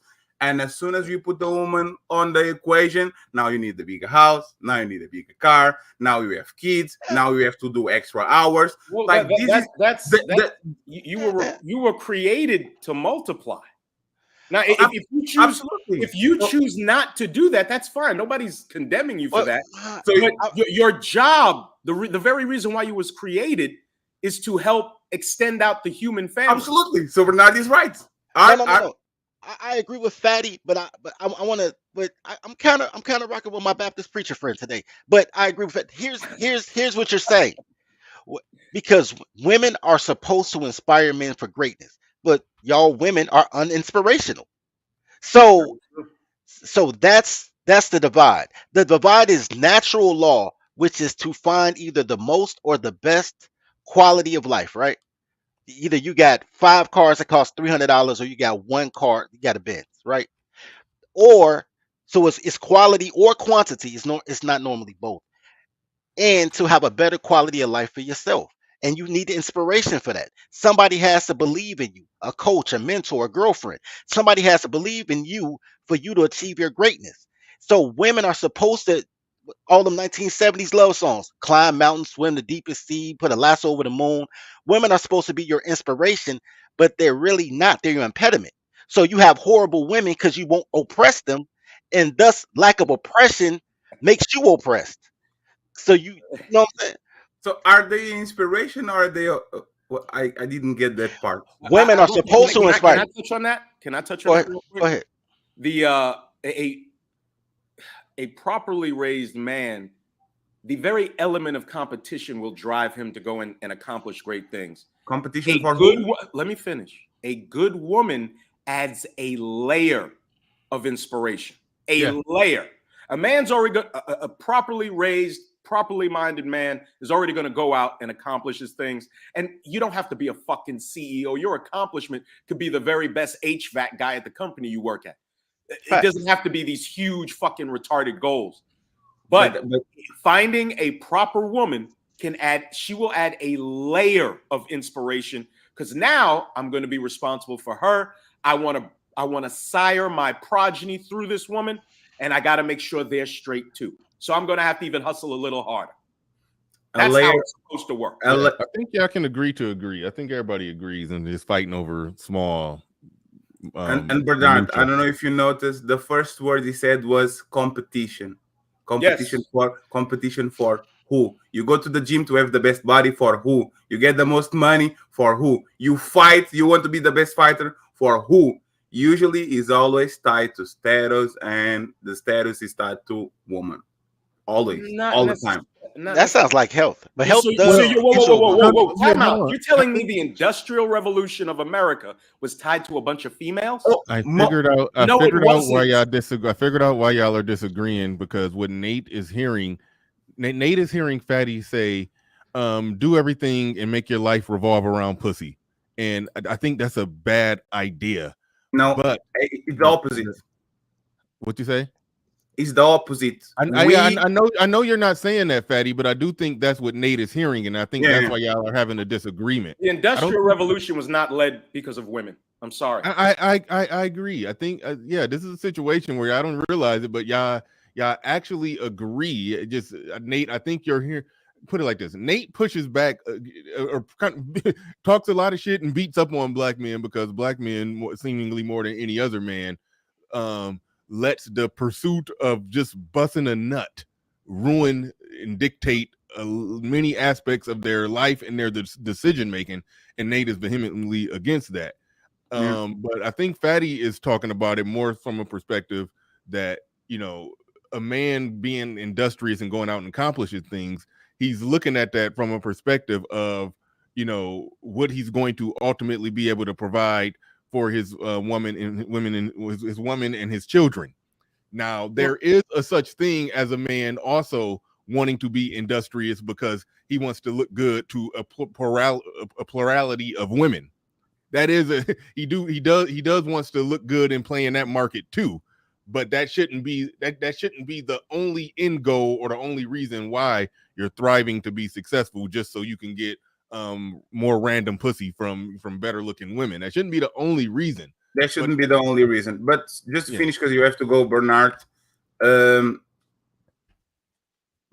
He says that black men put like stuff at risk and all that to get for the pursuit of box, and I get the point if you only deal with black people, but if you really believe that, like Bill Clinton and Monica Lewinsky have a conversation to have with you about it, about the fact that you put vagina above something that can put you in really big trouble. Men been doing this for eons, since the beginning of time, fighting with saber-tooth tiger just because they want to that woman, to protect that woman, or to bring her a little bit of, or go on the mammoth. I don't know the name in the elephant, the old one. I don't know the name in English. Just to get a little bit of box. So this has been happening since the beginning of time, and we are not far removed from it. We think we are, but we're not. Hold on, wait. Somebody got an echo. I think that's Hood. Hold on. It's Hood. All right, I'm gonna let Hood get the last words. But to what you're saying, Fatty, that's true. But I do think black men got it bad, especially when you look at just the general condition of black people in America. Part of it, and we see it in a lot of these conversations when men are talking about being successful and blah blah blah blah blah. You do get some people who say, I don't need money to get women. I get it off the mouthpiece. I get it off the, and you know, it's some cultural ignorant shit that goes on with black folks when it comes to that. But in general, yeah, you're right. A lot of men do risk it all. And what does it say about the women that they'll lay up with men that don't have accomplishments? Yeah. What does it say about these women that you're getting? These women you're bragging about getting? These low caliber fucking females that don't even care if a guy has a place to live before they lay up with him. They don't even need to know the nigga's last name. Stop. Yeah. All right. Hood Conservative, are you there? Because he just dropped down. And he's not there. All right. So we about to wrap this on up. Thanks for coming up, Fatty. We didn't even disagree today, Fatty. We didn't even really disagree. Oh, but, no. I'll be next time. You got to do better next time. Don't let this happen again. I was asleep. It's a little bit late on my country, but it's fine. I'll come back later to fight. Yeah, you got to. Yeah, I like you when you come up here on that bullshit. Come on. Thank you. Thank you for having me, and nice design of the studio, by the way. I like the improvement. Hey, thank you. See you later. All right, peace. All right, Hood Conservative, man, take us home. You got the last words. Yeah, I was actually kind of gonna piggyback off of what Fatty was saying before, and I think you're right, Bernard. They were all agreeing while disagreeing, and you guys get the broad strokes right. And I think the weird problem that we're in this moment in America, and that's what the whole 62% of young single men is kind of talking about. And remember, I said a lot of these men are leaving the workforce as well. And one of the problems I think that underlies that is, like Fatty was just saying, like for millennia, pretty much since the beginning of people, men have been motivated to, provide to acquire women however they could manage it. And when you get to the modern age, I think a lot of men are just looking around and saying either these women are A, unattainable, or B, undesirable.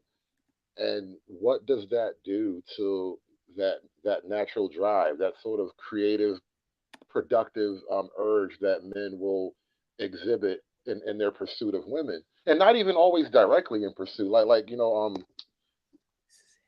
dirty folks are saying, women come with the grind too. But if women don't come with the grind, will men grind as much? And I think we're going to start to find that out. Yeah, that's a good point. That's a good point. If women aren't one of the spoils of the hard work, the grind, the pursuit of thriving in this capitalist environment, if women aren't one of the spoils of it, then yeah, that does take out some of the some of the motivation. That does take out some of the motivation. I get what you're saying, get where you're coming from. But all right. Because yeah, I mean, it's funny, like that one shouldn't be argued that much. I mean, like we right within this whole community here online is the passport bros, where they're basically saying that nah, these women ain't worth it. I got to a point where I'm doing good in my life. I'm making now, even if $70K a year. I got a passport. I could travel around the world. I could do here I am at 40. But I'm not. What's available for me, in that age range is a bunch of single mothers. I'm good. I'll pass. These women ain't worth it. So yeah. So I mean, we understand that completely. But here we go. We're about to get up out of here. I'd like to thank everybody who supported the stream any way, shape, or form, whether you super chat, cash app, or did whatever the hell you did to support, even if you just hit the like button. Appreciate each and every one of you. Make sure you check out Nate on Rumble. I think he's going. Is that today? Yeah. Oh wait, live no. at 4 p.m. Yes, sir. All right, yeah, live at 4 p.m. on Rumble. Yeah, I got to figure out about sharing. I don't know how I can even share your stream while it's on Rumble. I think it's some rules about not doing that. But I gotta find out for sure on that. But we'll talk about it. But YouTube don't let you cross pollinate. Yeah, I think if you share links to other places I think Game Changer got flagged for that before. But I don't know. But I'll figure it out. We got to figure that out. But all right. And thanks again, Hood Conservative, coming through another excellent Saturday. Make sure you sub to Hood Conservative if you're not already. And with that said, ladies and gentlemen, we are out of here. Peace. We gone.